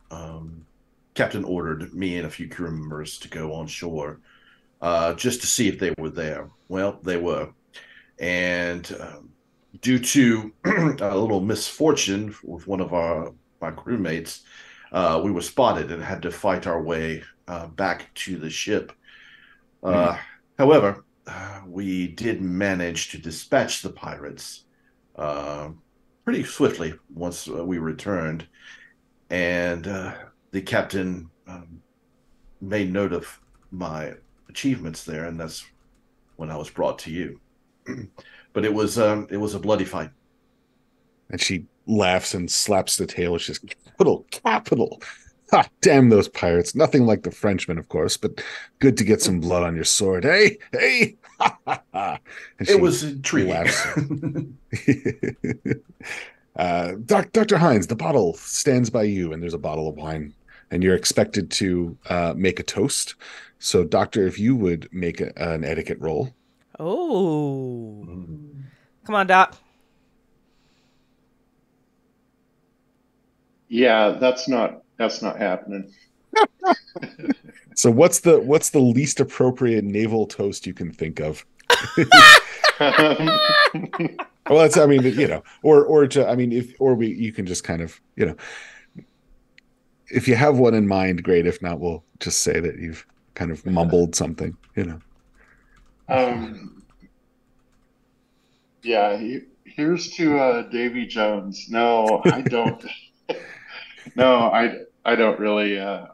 Let's leave it there. It's been a day. As she looks at you with some disappointment and says, "Well, that's certainly a novel approach. Here's to confusion to Bonaparte and the Pope," and drinks, and everybody drinks, and the conversation Does anyone goes know his on. name? He just blurts What? out. He just blurts out. Does anybody know his name? The boy that died? Maybe we should toast to him too. Who? Oh, Mr. Crown. Very well. To Mr. Crown. To Mr. Crown. Mr. Crown. Now, she fixes you with a gaze, and you feel like an insect pinned to a board. Mr. Kelly, how are you coming along? I'm going to look at this 20 pow he has again. I don't think I belong here. But we're doing the best we can. And we're grateful for the opportunity to do so. And she was going to give you a hard time, and pauses and drinks a little bit more. As Mr. Kelly, I went to sea when I was younger, much younger than you. There's no shame in it, lad. It's a hard service. It's a hard life. You do your best. You learn your trade. You stand up with courage when it's called for. And you die for your king when it's called for. You keep that in mind, Mr. Kelly, and should you not be knocked on the head, you'll rise to a captain yourself one day. He is going to dip his chin in deference and say, "Thank you, Captain." And the meal goes on, and you continue drinking. And I would like from you a con roll from all of you, Oh, or God. the three of you, just to see how well you can hold your wine and your port and your Madeira and the fish course and the course of beef and the pudding at dessert. Well, that's a failure. Made mine by half. Good. Oh, Kelly. Kelly rolled Oh, Mr. 100. Kelly. Yes, you did. Oh boy. Oh man, this character is suffering. Good for him. And Dr. Hines, you with a failure, you wouldn't be the first sailor to fail his con roll at a dinner. So you kind of slide underneath the table when the ship rolls a particular way, but no disapprobation attaches to you. This is, discreet. Lieutenant Durham coughs discreetly, and a couple of sailors, the captain's steward, come in and they kind of lift you off and take you out. Mr. Kelly, are you a fun drunk, a belligerent drunk, or a quiet, miserable drunk? On that scale that you just offered, I'm gonna roll a d6 and tell you. He is a fun drunk. Yes. What does a fun, out of control Mr. Kelly look like at his captain's table? Oh God. After being seen by his captain, and this is with everything else that has just happened, this is probably telling stories, super exaggerated stories. Of course, none of them involve him. It's that he's heard from other people.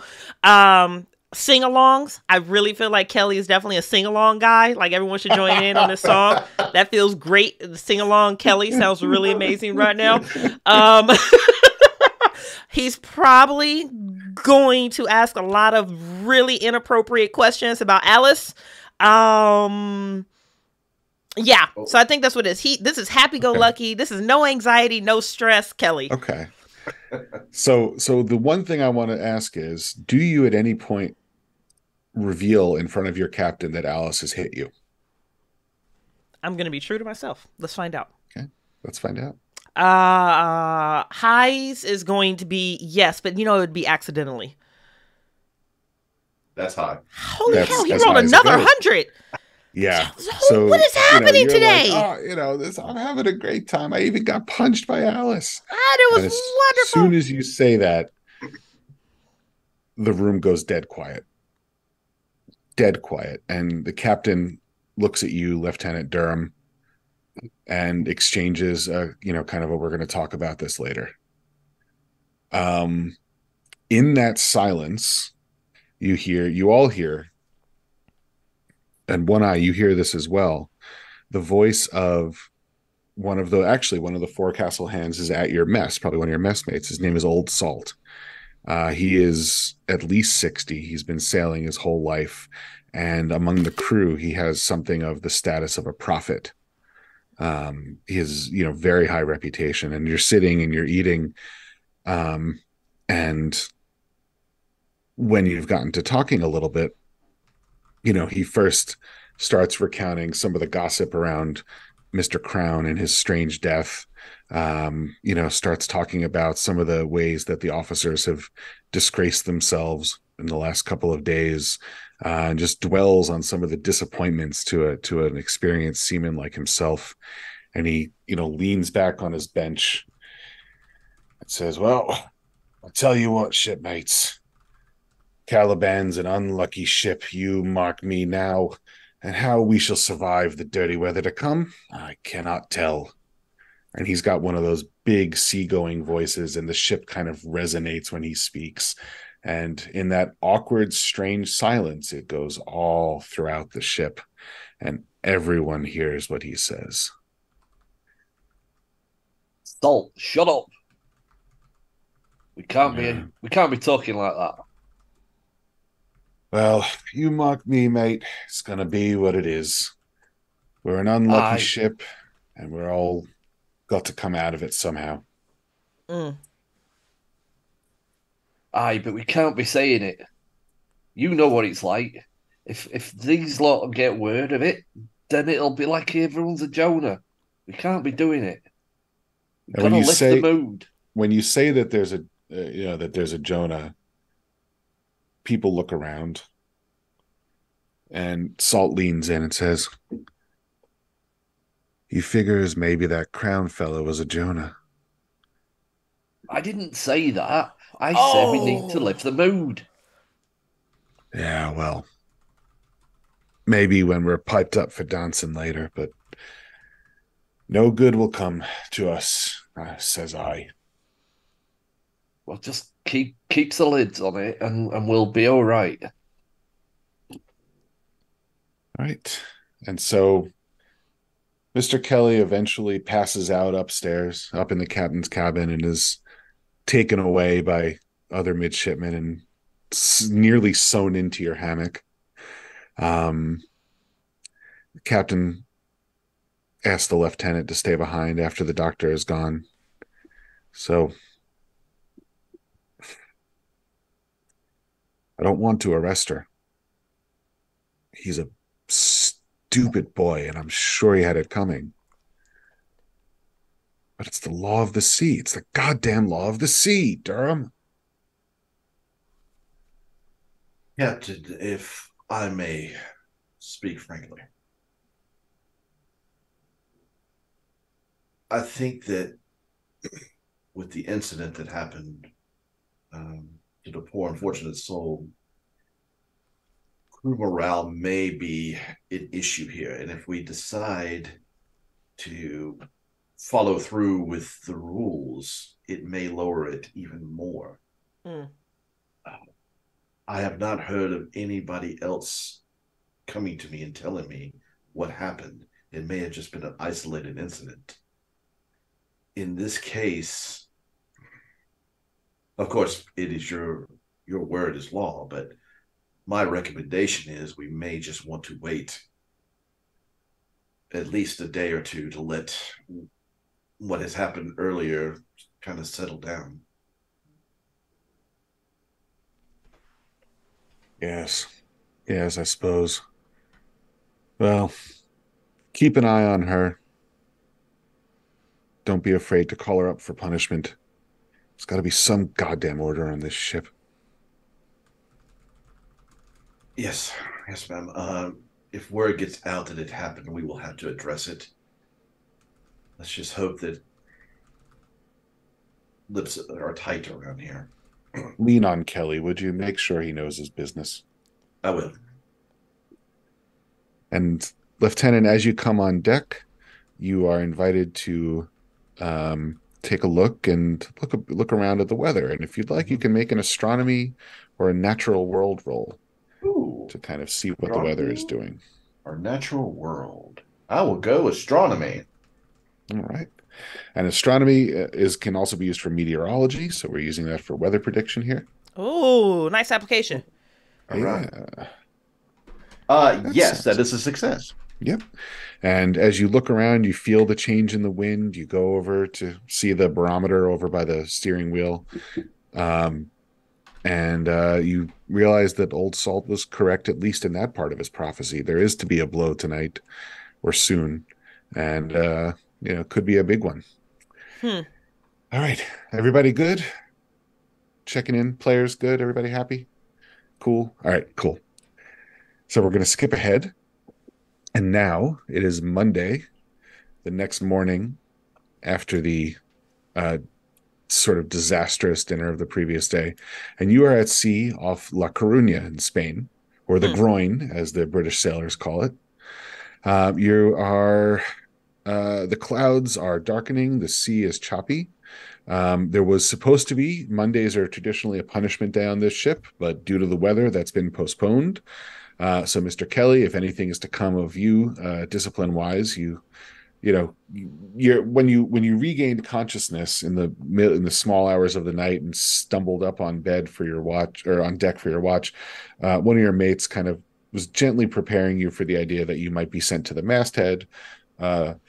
You might be tied to the rigging. Officers cannot be flogged, so you would not be flogged, but younger midshipmen can even be spanked by the captain. That's an active thing. So it's, you're not feeling great when this is all happening. It's so low-hanging fruit. I'm trying so hard. Yeah, right? But Chris isn't helping. I'm sorry. It's not the aim. Right. Not the aim. Wait, what do I have to do to get spanked? We're good. Sorry. I had to get that. We're good. That's off my chest now. Yeah. I didn't read the article of war where relationships between people of different ranks are discouraged and prohibited, but I don't think Kelly would listen, truthfully. He likes strong women, clearly. Exactly. So One Eye, you are up at the mast, you are lookout for this morning. And at first light, you see a sail. Is there any chance that I can, from the eyeglass that I have cunningly won in a little bit of gambling with a dozy marine lieutenant, is there any chance I could see what the flag of this ship is? Yeah. Yeah, she is flying the British flag, and you recognize her as a schooner called the Bacchus. And actually, you have some friends aboard there. So you know she's commanded by a lieutenant named Charles Jeremy. Okay. I'll whistle down and let the rest of my mast pass the message on that there's a ship. Great. I'll point it out. Yeah, you want to give us a big hail, give us a deck or something like that. Well, he's got a little whistle, so he's gonna okay. Very blow good. the whalebone whistle so it carries. Oh, I like it. That's clever. Nice. Yeah. And so the ships come together, and you see your friend up on the deck there. Lieutenant, or by courtesy called Captain. Captain Jeremy comes over to your ship because he's the junior captain. And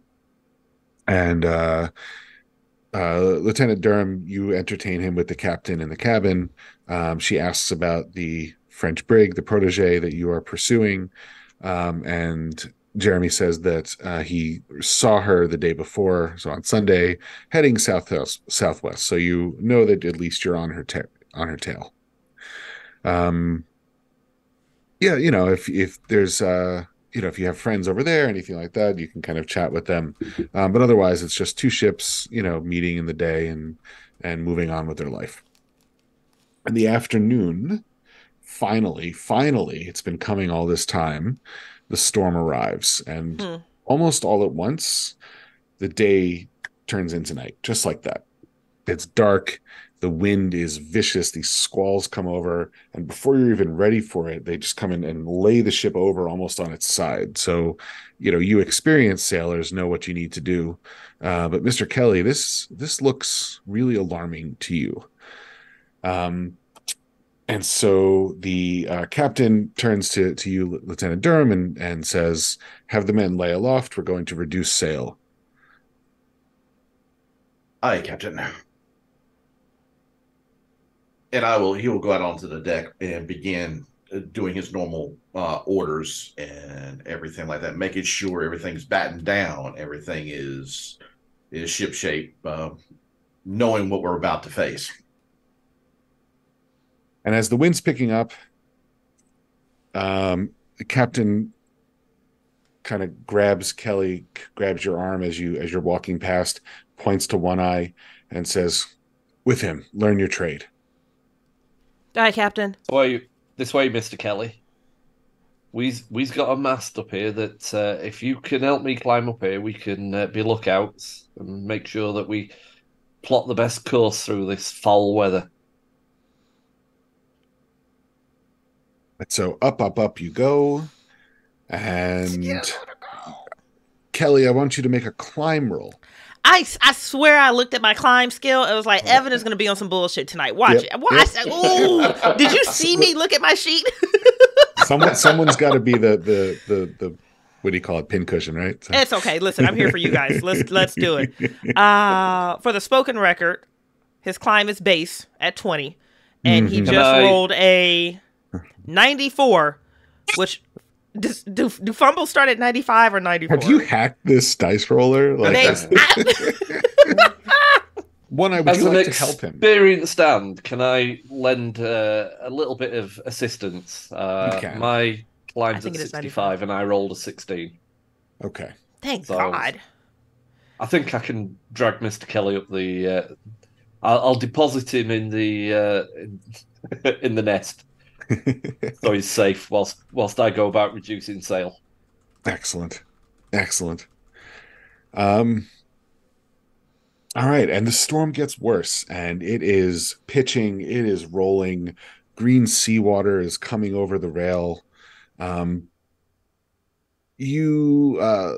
Durham, while you're standing there, you see as water comes over, there's one of the landsmen, the untrained, really doesn't know his aft from starboard, starts to go towards the side, and he's being washed over, and he's going to go overboard. What are you going to do?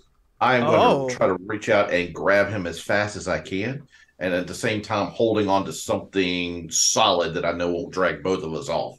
Okay, so let's get a strength roll from you. Oh, that's not good. Okay. Well, you know what? Actually, it's up to you. Do you want to try?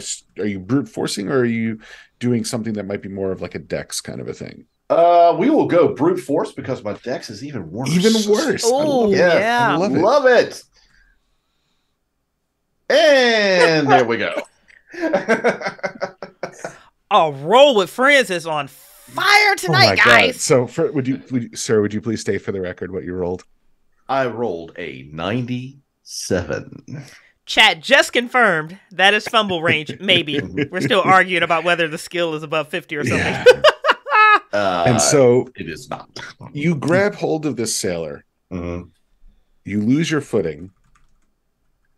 The wave drags both of you towards the edge. You feel yourself going over the rail. That's it. What's left? Would you roll luck for me? Oh, God. Oh, Skip. Yeah, here we go. I don't want to look. Yes, I made it 49. And as you're going over, you feel your arm get caught in some of the netting on the side. It hurts. It doesn't feel good. You've got this guy holding on to you. Your arm is wrenched. Almost feel like your shoulder comes out of its socket. Oh, wow. Your strength is going, man. It's wet. It's slippery. You can't hold him. You let go. And this sailor, who was this sailor? Who was this sailor lieutenant who trusted you to save him? His name was Ingalls. Yes, it was. This was his first cruise, basically. And he was one I actually recruited. That hurts. And when it's someone you're close with like that, it hurts in a way that an impersonal death doesn't. You could have saved him. You could have. On any normal day, you would have. But on this goddamn cursed, unlucky ship, he had no chance. So you're hanging there with your arm half out of its socket. No. And you pull yourself on board. Doctor. Yes. Actually, no. Actually, I want a group luck roll. Who has the lowest current luck? So that's after all you've spent. I'm at 58. I'm at 14, so it's going to be me. 14. Okay. Yeah. All right. Would you please make that luck roll for me, One Eye? Oh, I'm gonna really kick myself here, but I got a 17 on 14 luck. Oh well. And of course, I can't burn luck on the luck roll. Nope. That hurts. That hurts. You're up on a mast, right? You are at the highest point, one of the highest points on a ship in a storm. Mm-hmm. What do we know about high points in a storm? It's a lightning conductor. Yeah, you don't see it coming. One moment you're up there, you're sheltering Mr. Kelly, you're showing him the ropes, you're watching your division go out perfectly in order, adjusting the sails as they should. And the next moment, you wake up and you're down on deck. And the world seems very far away. And everything hurts. And the doctor is standing over you. And doctor, what you see is a man with his eyes half open. His shoes and hat, or actually, no, he wouldn't be wearing shoes, but his hat has been blasted off of his head.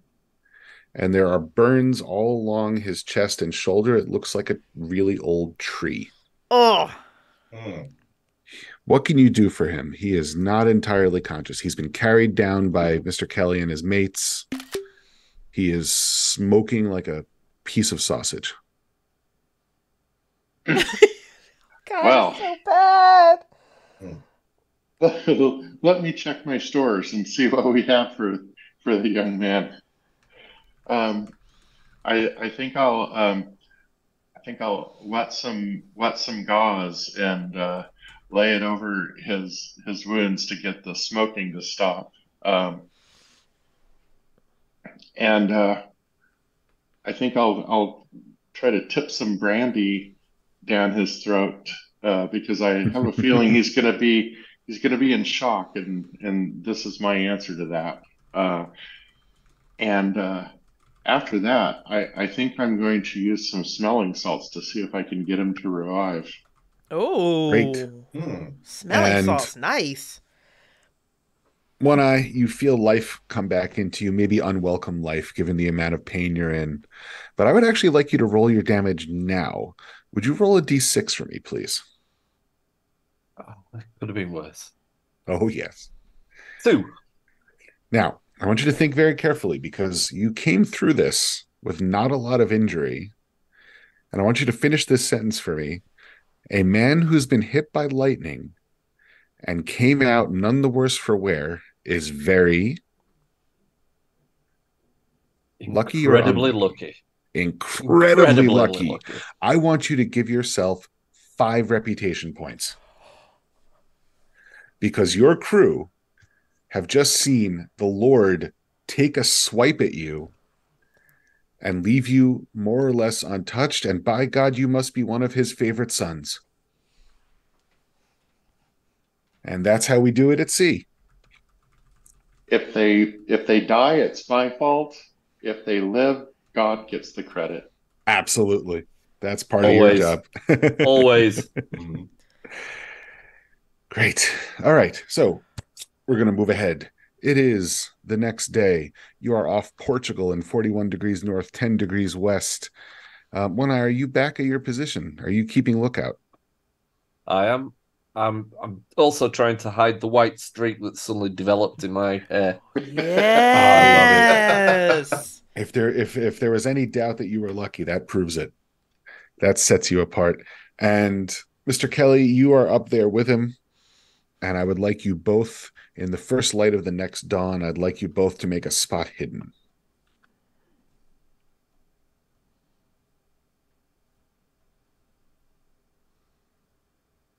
That'd be a hard success for Kelly. Well, Mr. Kelly. It's a failure for me. Okay. Mr. Kelly, I give you joy. You are the first to spot what is unmistakably a French brig. It is 8 miles to the southwest. Mr. Parker. So, is that her? Is that the protege? I can't tell from here, sir, but here, have the spyglass. Have a look. See if it. I think you deserve it. He'll look through the spyglass. It's probably his first time ever doing so. Yep, and you're sure of it. That's the ship you're chasing. That's it. That's it. Oh God, what do we do? I'll lean over and start yelling to the lads and start bellowing, "Ship ahoy! Ship ahoy! French brig in sight!" Now, Mr. Kelly, you don't realize this, but accidentally or not, One Eye has kind of stolen your thunder here. The first person to report a ship that's being looked for usually gets accolades and respect. And it could have been you. It could have been you. But through neglect or malignance, it's One Eye. So the captain instantly, you're having a terrible time, Mr. Kelly. I'm so sorry to hear it. Actually, let him suffer. This is great. So the captain instantly orders the Caliban to change course. Protege changes course as well. She's seen you. She knows you're in chase. And you settle down for a chase. So the first thing we're going to do, Captain huddles up with the sailing master and with Lieutenant Durham and says, we've got to plot a course. We've got to see where she was going. So, Lieutenant, I'd like you to roll for navigation. Navigation. All right. I will spend the 2 luck points and make that a success. Makes Nice. sense. Yep. And you are able to look at her course, look at your course, look at the charts, and you are fairly certain that she was heading for the Canary Islands, but has now changed course to run past the Azores. And that will help because Caliban then can kind of keep close to that course and try to cut her off. We are still looking at the ship the day after a storm, so there's a lot of things broken. There's some damage to the rudder. The topmasts have seen better days. So One Eye, would you be willing to make some mechanical repair? Ooh. Oh. Fucking roll with friends tonight. Nope, that's all right. Well, it's interesting. You actually go to do, you go to knot and splice and do some things that you've done it 1,000 times, but your hands are not quite responding the way that you're used to. Could I argue a push on that one and say that although my mechanical repair isn't good enough to splice the ropes, because I've got a really good sailing, that I kind of was already a step ahead and trying to get the rest of the foretop to get all of the other sheets put away so that we're in full sail as fast as possible. Yeah, you know your job so well that you've anticipated the captain's order. So let's push with a sail. That is beautiful. That's a 6. Awesome. Well done, Chris. Even before the order has come up from the deck, your men are in place. Things have started happening, and the ship comes around beautifully. Well done. Well done. Well done, baby. Awesome. And so now we are in a chase, and the way chases at sea are both very exciting and very boring, right? Because once you've done all you can, there's only so much you can do. There might be 1 mile an hour difference in your speeds, and you're kind of waiting and waiting and waiting and waiting. But we're going to see what happens here. So you've all done very well. You've gotten yourself to where you are confident that Caliban is sailing at her best speed. It's going to be a day or so, 8 hours at least, before you catch the protege. While you are pelting down after her, you hear a call from the masthead. They hear, on deck, sail to the northeast. And looking out, you all see what seems very much unmistakably like a French 74. So this is a ship of the line. This is more than twice the size of your ship. And, the worst case scenario, as you who've been at sea for a while would know, is that this thing can come up behind you, the protege can turn around, and you get caught between 2 fires. And it's a very difficult position. So suddenly you would go from being the pursuer to the pursued. Ooh. And the captain walks up to you, Lieutenant Durham, and hands you her glass and says, see what you make of her. And I would like you to make, what's your spot hidden? My spot hidden is 30. Okay. I'd like you to make a spot hidden roll. Okay. That is not a 30. That's a 64. Okay. Just by chance, what is your power? My power is 40. Okay. Would you like to try to push it? Because although it looks very much like a French 74, it, in this indescribable way, it feels wrong to you. You can't quite put your finger on it. It might be the arrangement of the sails or something doesn't look quite natural about it. Yeah, I would like to push it with that. And I rolled a 2. Oh. And you almost tense your abdominal muscles. You're straining so hard to see what it is about this thing. And it vanishes. It's just 1 minute it's there, the next it's not. And you're looking and you're sure. And the captain looks at you and says, what's amiss? It may just be I'm still recovering from almost going overboard and the loss of my friend, but it looks to me like it was there and then gone.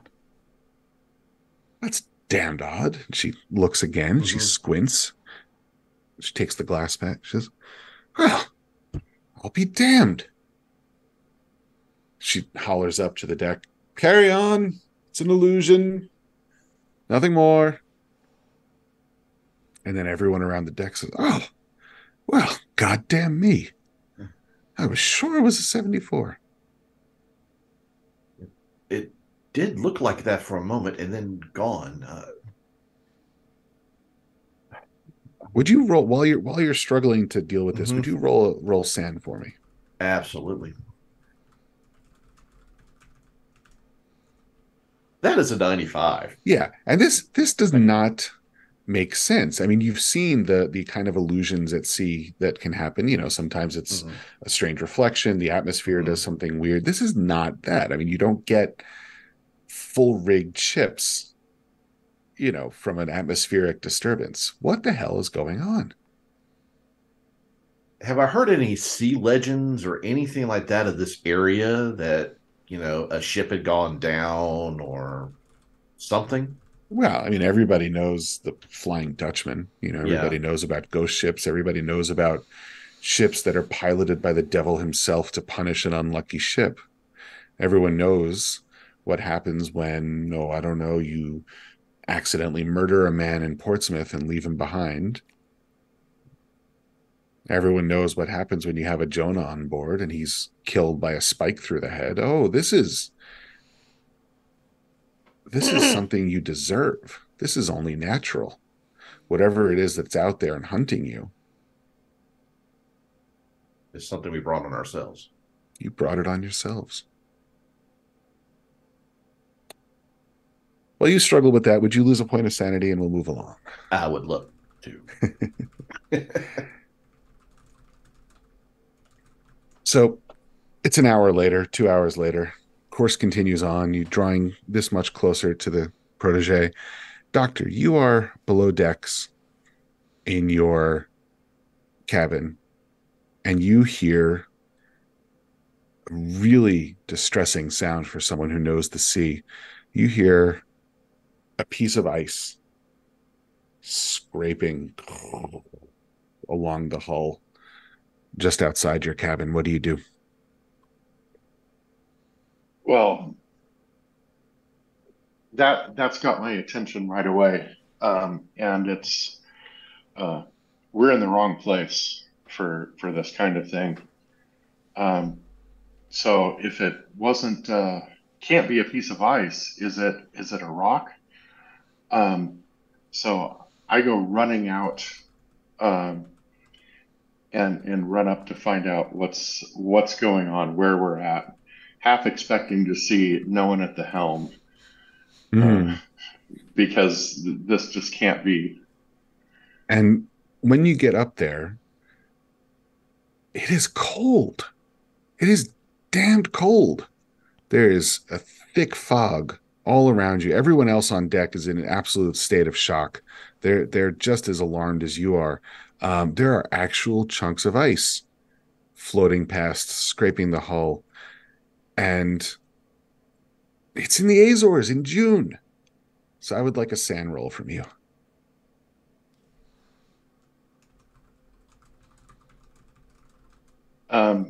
Unfortunately, that doesn't that doesn't make it. So that's, yeah. So you're at, yeah, you can too. Anyone who'd like to join in on the sand party, you're more than welcome to. What do you do? What do you do? This came up out of nowhere. You were sailing along, the fog came up, the temperature dropped like a stone. Did anyone pass their sand roll? Lieutenant, make some order of this, please. Oh, no, I did not. I did not. Okay. I'm sorry. Okay. So none of you did. So the four of you, how do you cope with this?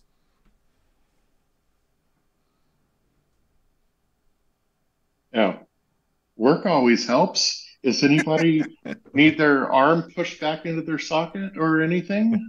I'm going So to try and convince Mr. Kelly that this is not, it's not unusual, but it's not normal. But we don't need to worry too much. I'm clearly lying. clearly lying. And he went to college. He knows this is a problem. It's all right. I've got an education of 82, so Look at you. how the hell have I got that much education? Lieutenant Darrin will go over to the side where he almost fell off and lost his friend, and just kind of look down and just stare at the ocean for just a little bit, and just mutter just a small prayer of forgiveness and thanks for his service in the little time that he did know him, hoping that would maybe bring some calm to him and maybe help justify or rectify what just happened. And it does. You feel a little bit better. And within half an hour or so, the weather clears up and the temperature comes back up. It's still very foggy because of the temperature change, but you're able to proceed. And it's just about dawn of the next day. The light comes up, the fog is gone, and Protege is right there. Not quite in gun range, but close enough that you've caught her, and this is going to be it. Captain Hilliard orders the ship to beat to quarters, so everyone goes to their battle stations. The drum rolls, the bosun pipe wails. Everyone goes to their stations.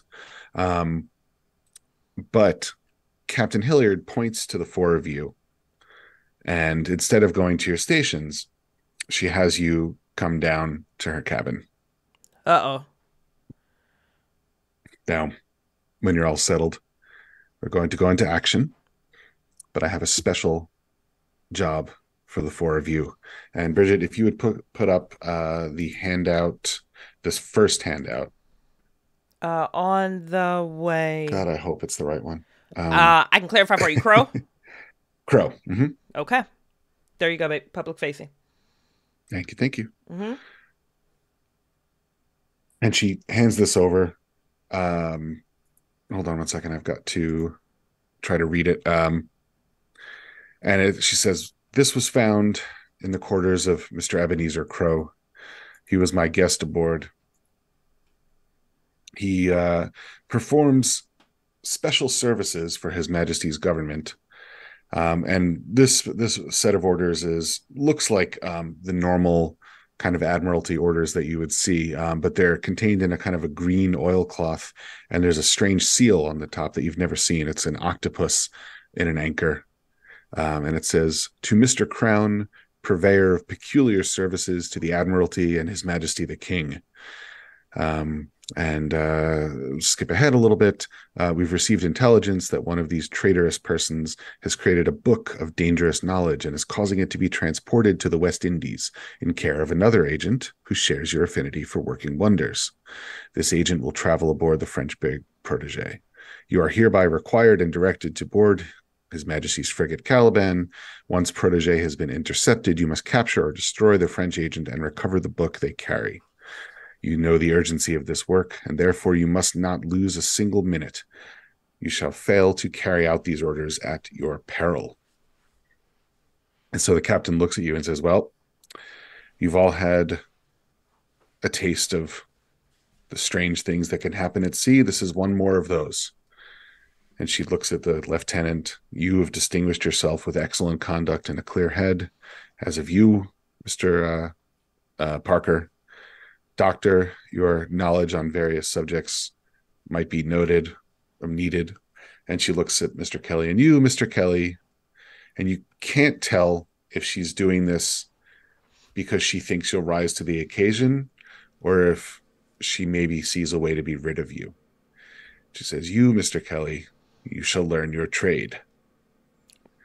When we board, you four will follow behind me. You will find this agent, and you will capture them, and you will capture their book. Is that clear?" Aye, Captain. Very clear. Good. Aye, Captain. Aye, Captain. You have a few minutes. Go and write your letters for home. Put your affairs in order. We should be boarding in an hour. So, the ships are drawing near to each other. The Marines that sail on the ship go up to the tops. They're going to be shooting down at the crew of the other ship. Before we start the battle, how are you all feeling? What is going through your heads? Let's start with One Eye. I'm going to put all my few belongings in order. I haven't got much, but what I'm going to do is the whistle that I have. I'm going to wrap that up with the Royal Marine spyglass. And I'm going to present them to Mr. Kelly and say, if we get through this, these are yours. You did well finding the ship. I think you deserve these. I'm sorry I took the credit, but I just didn't think that you'd. I thought you might panic in giving the orders. I didn't mean to steal that from you. It's okay. I don't think it's going to matter in an hour anyways. Fight hardy. Yeah. Just remember, there's two ends to a pistol. You fire it, then you turn it around and club with it. Dr. Hines? Yes, well, I'm not too worried about what happens if I don't come back, so I'm going to let my affairs be in disarray. However, I'm going to try my best to figure out what on earth I can shove into my doctor bag to see if I can survive this and maybe aid in the capture of this agent. Should I take my bone saw? Do I have any poisons or sedatives that might be of use? I'm just scratching my head and shoving things into my bag and fretting a lot because I've been on ships, but boarding an enemy vessel in the midst of the action is a little bit new to me. So we're going on an adventure. And Lieutenant Durham. He will write a quick note to his fiance who has disappeared. He'll never know that if it will ever reach her or not. He will take one last look around, pick up his sword that his father gave him when he first joined the Navy. That's seen him through several battles. Strap it on his side, grab his pistol, just give the whole ship a salute, and then he'll walk out the door. Excellent. And now you're all waiting on deck, and the ships are drawing closer, and the ships are drawing closer. And the first thing to do is you're going to open up with a broadside. So the captain orders you to your gun crews. So you all have guns you're assigned to, except the doctor. And I have a gun. Oh, like a cannon. I mean. Oh, yes. Oh, you're like, I have a flintlock on my sheet. Yeah. if you're feeling very excited, you can join it. Which might be in the way. I have a flintlock. But there's six sailors at each gun, and the captain begins to give the command for getting them ready. Silence fore and aft, and the ship is completely silent, and you hear the rocking of the ship. You hear some noises from the protege as it gets ready to fight. You smell the slow match, the burning match that you'll be using to fire the guns. Cast loose your guns! And so you're going to loosen the ropes, and the gun is going to roll. The cannon's going to roll in so you can reach it. And she tells you to load the cartridge, load your round, run out your gun. And she says, no man fires until I give the word. We're going to get in close, we're going to rake them, and we're going to give them hell. And you stand there next to this gun with the smoke coming, and you hear a boom, and it's not your gun. The protege is firing. Lieutenant Durham, you turn to speak to the second lieutenant, and he's missing a head.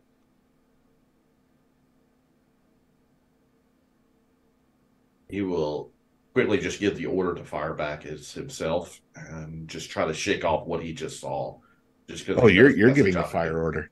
Okay. Wow. Okay. So you yell out fire, and the crew does, and it's a little undisciplined, right? It wasn't where the captain wanted. It didn't wait as long, and so most of the cannon go high, go wide. You haven't done much damage to the ship, but there isn't time for another round because you're drawing closer and closer, and the captain can't help but look at you a little coldly for that breach of discipline. But she hops up on the rail as the ships are about to come together, and you hear the pop, pop, pop of musketry, and she screams, "After me!" and leaps onto the deck of the other ship. Who's first? Probably me will be next, right behind her. Great. So you're gonna jump on there, and I want you to make a luck roll. Yep. Okay, great. That was easy. Yes. Oh yeah. And you come on there, and there's a man waiting there with a pike. And like it's a normal, like a long stick with a knife on the end of it, and jams it up at you as you're jumping down onto the deck, and you feel it pass through your coat and just graze you, and you know that if it had been a few inches the other way, you'd be dead on the deck where you're standing. But it doesn't kill you. What would you like to do? He will just kind of, in return, just draw his sword as he's coming and just stab forward, kind of stepping to the side, trying to just slash him out of the way and keep going behind. Great. You want to make a fighting? What is it? Brawl, I guess, for swords. I actually have a sword skill. Yeah, let's do that. Oh, look at that! Okay. Yeah, and it is a success. Okay, 60 out of 70. Great. We're not going to worry about damage rolling. We don't got time for that. But you successfully slash him out of the way, and he falls back, and you charge forward. Who's next over? Strangely, me. I would follow the captain into hell. All for right. reasons we won't go into right now. All right. We'll maybe come back to that if you live. Describe how you go over onto the other ship. I'm just following. I'm following the captain and the lieutenant. However they're going over. Yes. And the deck is crowded with French sailors, and one of them raises a pistol towards you. What do you do? I pull out my flintlock pistol and attempt to fire first. All right, let's get that firearms check. All right. Uh-oh. Oh, actually, that's a success. Is it Oh, really? thank 48? goodness. Okay, good. I'm good. I'm good with I've got a 65 in the flintlock. Oh, fantastic. Yeah, so you bring it up and you snap the pistol, and the Frenchman's head snaps back, and you see a little blossom of red just under his eye. And he falls stone dead to the deck. Who's next? I'll go next. I'll turn to the midshipman behind me and say, "Mr. Kelly, jump when it's close." And then I'm going to leap over and pull up the blunderbuss. I want to aim for whichever is the largest concentration of enemy sailors that I can, and just try and sweep the deck so that it's clear for the next boarding party. Yeah, so let's get a roll for that. You got this big brown bess of a rifle, or not a rifle, but a shotgun. Well, I missed, but it's a blunderbuss, so I've done something to someone. Yeah. I Somebody mean, at that got range, you can only miss so badly. And so you knock down, not lethally, but you knock a couple of Frenchmen down. But this other guy who could almost be your mirror image, you have this, you see him running at you with a cutlass, right? You've got this strange, dreamlike sense of, had I been born in France, this would be me, and I would be running it myself. And he comes at you and he cuts, and what do you do? I'm going to raise the blunderbuss up and try and block it with blunderbuss. Okay, so that sounds like a dodge kind of a thing. So would you roll a dodge? That doesn't look good. 40 in dodge, so I've missed. Yeah.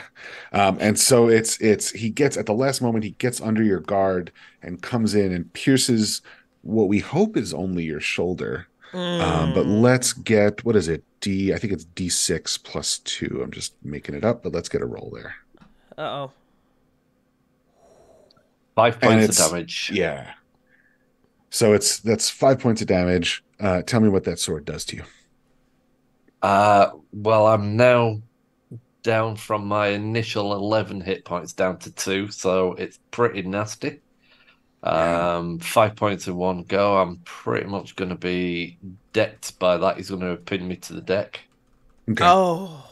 Yeah, so he kind of stabs you and rides you down to the deck, and you are actually pinned there. You can feel him working the blade, trying to get it out of the deck beneath you.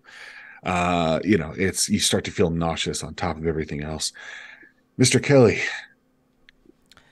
So Mr. Kelly knows that he's going to die. Mm-hmm. There were no letters written home. There's no one to write letters to anyways, and plus they wouldn't make it. So I think he was told by One Eye, wait until the ship is close. So he's up on the rails and he's waiting to this is a manageable enough jump for me. And I think that's when he's going to see One Eye actually get pinned down to the ground. And it's one of those moments where just his nervous system activates differently for the first time. And I think from his side of the ship, if he can, while he's up on the rails and he's holding on, he's going to train that flintlock directly onto the person that has the sword pierced through One Eye and fire directly at him. Sure. So before you do that, I'd like you to make a sand roll because this is your first battle. All right. Well, that's what I was going to do before I went temporarily insane. No, we're going to carry forward with it. I love it so much. That is a fail, a brilliant one. Okay, that's fine. So make your pistol, make your flintlock roll. Same map. Come on, baby. That is a fail. Okay. Do you want to spend luck on it? You don't have to. No, we're at the 11th hour. This is fourth quarter. Yep. Yeah. You got 20 minutes left. Take narrative while I do math. Sure. So you don't even worry about it. It's not going to come up again. Jesus! We're all going to die. So you snap your pistol at this guy who's, you maybe have a complicated relationship with One Eye, but you could call him a friend as far as these things at sea go. Yeah. And you see, in the midst of the smoke and the screaming and the banging and the shouting, you see this person driving your friend into the deck. For all you know, One Eye is already dead. You snap your pistol at him. It misses. You don't know where the bullet went. You forget No, I'm sorry. You remember the one thing he told you. You flip the pistol around, jump down on the deck, and start beating him. I love it. That's perfect. You catch him in the back of the head, but you don't stop beating him. Well, there is fighting going on around you. You feel something pierces you somewhere. You don't stop. You're still smashing the hell out of this guy. His skull is pulped. And you have taken 1d6 damage from you don't even know where. You were not paying attention. Okay. Okay. He's not dead, but we have a problem. Kelly has a problem. Yeah. Kelly has a real problem. Kelly has a problem. You want to tell me what happened to you when you have a moment to think about it? Yep, please. I'll cycle back to you. Sure. Meanwhile, just lay next to my bleeding. Yeah, exactly. Body. Yeah. So those of you who are on your feet, I guess that's the lieutenant and the doctor. You see one of your shipmates is running over. So you're clearly, you're a much bigger ship. You have many more crew than this brig. The outcome of the battle, once it got to boarding, was more a question of how bad and not whether you would take the ship. So you're not surprised to see that the French are falling back, and some of your crewmates are headed towards the main mast, and they're starting to bring down the flag. But that is not your concern. Your concern is finding this agent. So I want you to make a spot hidden roll, the two of you. Oh no. Oh no. Oh, the violence of friends. The violence. Okay. I'll post screenshots in the Discord. So you've Lieutenant, you've been in battle before. Doctor, you've seen gore, but you still find yourself distracted. It's too much, and you're looking around wildly, but you don't really know what you're looking for. And at the last moment, you see a man in a pale blue coat climb up onto the back rail of the ship, and he's holding two things in his hand. He's holding a book, and he's holding a 12-pound round shot for a cannon. And he meets your eye, Doctor, and it is the most haunted, disgusted, exhausted look. And you know that no matter how long you live, his eyes are going to be the last thing that you see before you close your own forever. And he holds your gaze, and he steps backward off the rail. What do you do? I rush to the railing. I don't know what else to do. Yeah. I rush to the railing to see if by chance I can get my hands on that book. And you see him float down, but the book floats up. Oh. Which is strange because it's lined in a lead cover.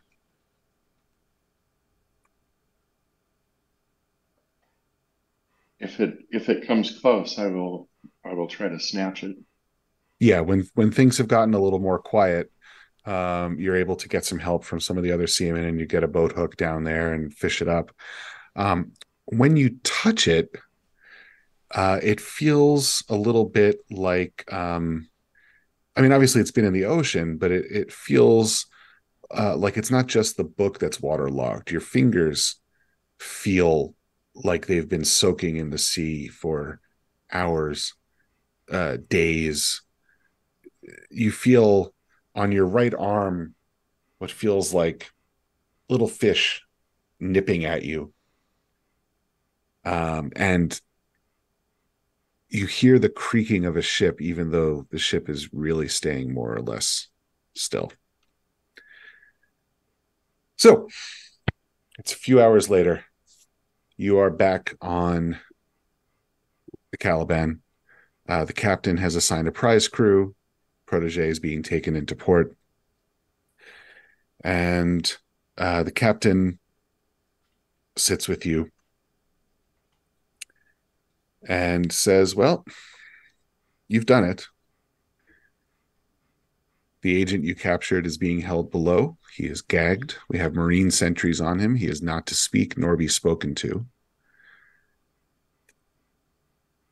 The bad news is I can offer you no promotion for this. I cannot write a letter to the Gazette and say, oh, my midshipman, my lieutenant performed wonderfully as we arrested a French sorcerer. This is our life. It's a hard service and a hard life. I told you that, Mr. Kelly. So you have my thanks. You have my appreciation. But as far as your mission and anything that came of it, you will speak nothing of it until the day you join the dead. Do you understand? Hi, Captain. It's a hard life and a hard service. But you've done well. And that's where we'll leave it. So thanks. That was fun, you know. That last 20 went so hard in the paint. Woo! Yes, it did. Wow. Evan called it, guys, and that, friends of the Symphony, is where our show ends for the night. Thank you so much to everyone who has joined in or is currently watching a replay. Like Evan just said, thank you. You guys are indeed the best part of waking up. We are going to do this giveaway, quick, fast, and in a hurry. If I can find buttons. We had a lot of interest on this one, so I am very excited. Throwing up the winner, it looks like Alu Walking. And I swear I just saw them in chat not too long ago. Congratulations, congratulations, congratulations. Baby, if you're still here, email me at that symphonyentertainmentga@gmail.com. And if you're not here, like I said, I'll try to hit you up on your Twitch. Thank you so much for participating. Whew. Cast and crew are going to go take a brief break. And then we're going to come back and we're going to do our post-symphony gala talkback, which is where we basically just hang out with Evan. We talk about the content. We ask questions. We talk about this product. And this is a backer-only access thing. So you do have to be a backer. And since we're speaking of backing, you can back the symphony if you like this content. If it's in your heart and it's in your budget and you like to help us make more of it, you can back us at patreon.com/Symphony Entertainment. If you'd like to hang out with us on Discord, all the chats going quote board, quote board, quote board. We have a quote board on the Symphony Discord where we throw up our favorite one-liners at hidden games that we play or we stream. So if you want to hang out, we've got a therapy lounge, we've got a pet pick channel, we just added a music channel. Feel free to just hang out with us. You can join the Discord through somebody's chat bot, or you can find the link at our website at symphonyentertainment.com. Stay tuned for more amazing content run by creators from the Miskatonic repository for the rest of the month. Let me throw you up a quick flyer. We are going to have Jolene streaming this upcoming Saturday. It's going to be so good. It's going to be wild. It's going to be amazing. The shade is going to be delicious. That is going to be run by backer and friend of the Symphony, Rena Henze, and that cast is succulent. Carl actually in the chat is going to be joining us for that. I'm super excited. So yeah, Carl. Best game Rena of Jurassic Park I've ever played. Cool. Rena runs a great game. Yes, she does. I played with her. Rena runs awesome. the hell out of a game. So before we enter out our sorry, my nervous system is still like, what the hell just happened? Before we empty out the auditorium, let's go around one more time and say goodnight to our symphonic cast. Starting with Evan. One more time, baby. Give us your plugs. Tell us where you are, how to find you, the things that you do. You can find me on the Symphony Discord. You can find me on the Miskatonic Repository Discord. You can find me in the Miskatonic Repository Creative Circle on Facebook. Or you can wait until the midnight watch on the ship. You can scratch a backstay, whistle into the wind, and when a cat crosses your path, you'll know that I've arrived. That's going to be a marketing clip. I swear to God, I'm going to clip that. Chris, you or I have to clip that and start sending it out because that was mic drop.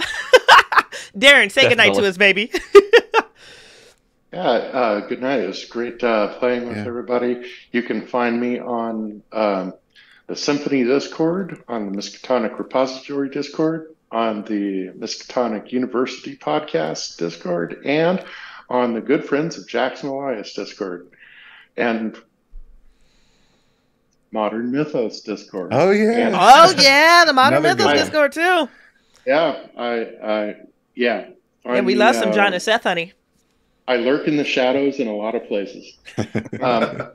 But it's been great. Thanks. And you provide a lot of value in every single one of the places that you are, Darrin. I genuinely appreciate having you around. Skip, hit us, baby. Symphony's newest backer. Hey, thank you. You can find me on the Symphony Discord. It's Skip M or the Skip Morton at twitter.com or whatever com it is. And I had a great time. This again my first time, and it was just wonderful. Thank you. And last but not least, hit us, Chris. Well, first of all, thank you everyone for the opportunity. It's been amazing. As you probably have gathered by now, my name is Chris Bates. I am one of the big shouters out for Symphony. So if you ever want to find me, I'm on their Discord. He's here. He's there. He's everywhere. Hey, Chris goes Cyrus in the paint, baby. You guys are fantastic. This is my first time playing with the three of you, and I loved it. So thank you so much for being great players. Thank you for telling an incredible story, Evan. You did the hell out of that. You do the community proud, and I'm grateful to have you in my life. So, thank you guys again for joining us. We hope you have enjoyed the Symphony, and we look forward to seeing you guys again soon. Have an absolutely wonderful night. Bye. Mwah. All right.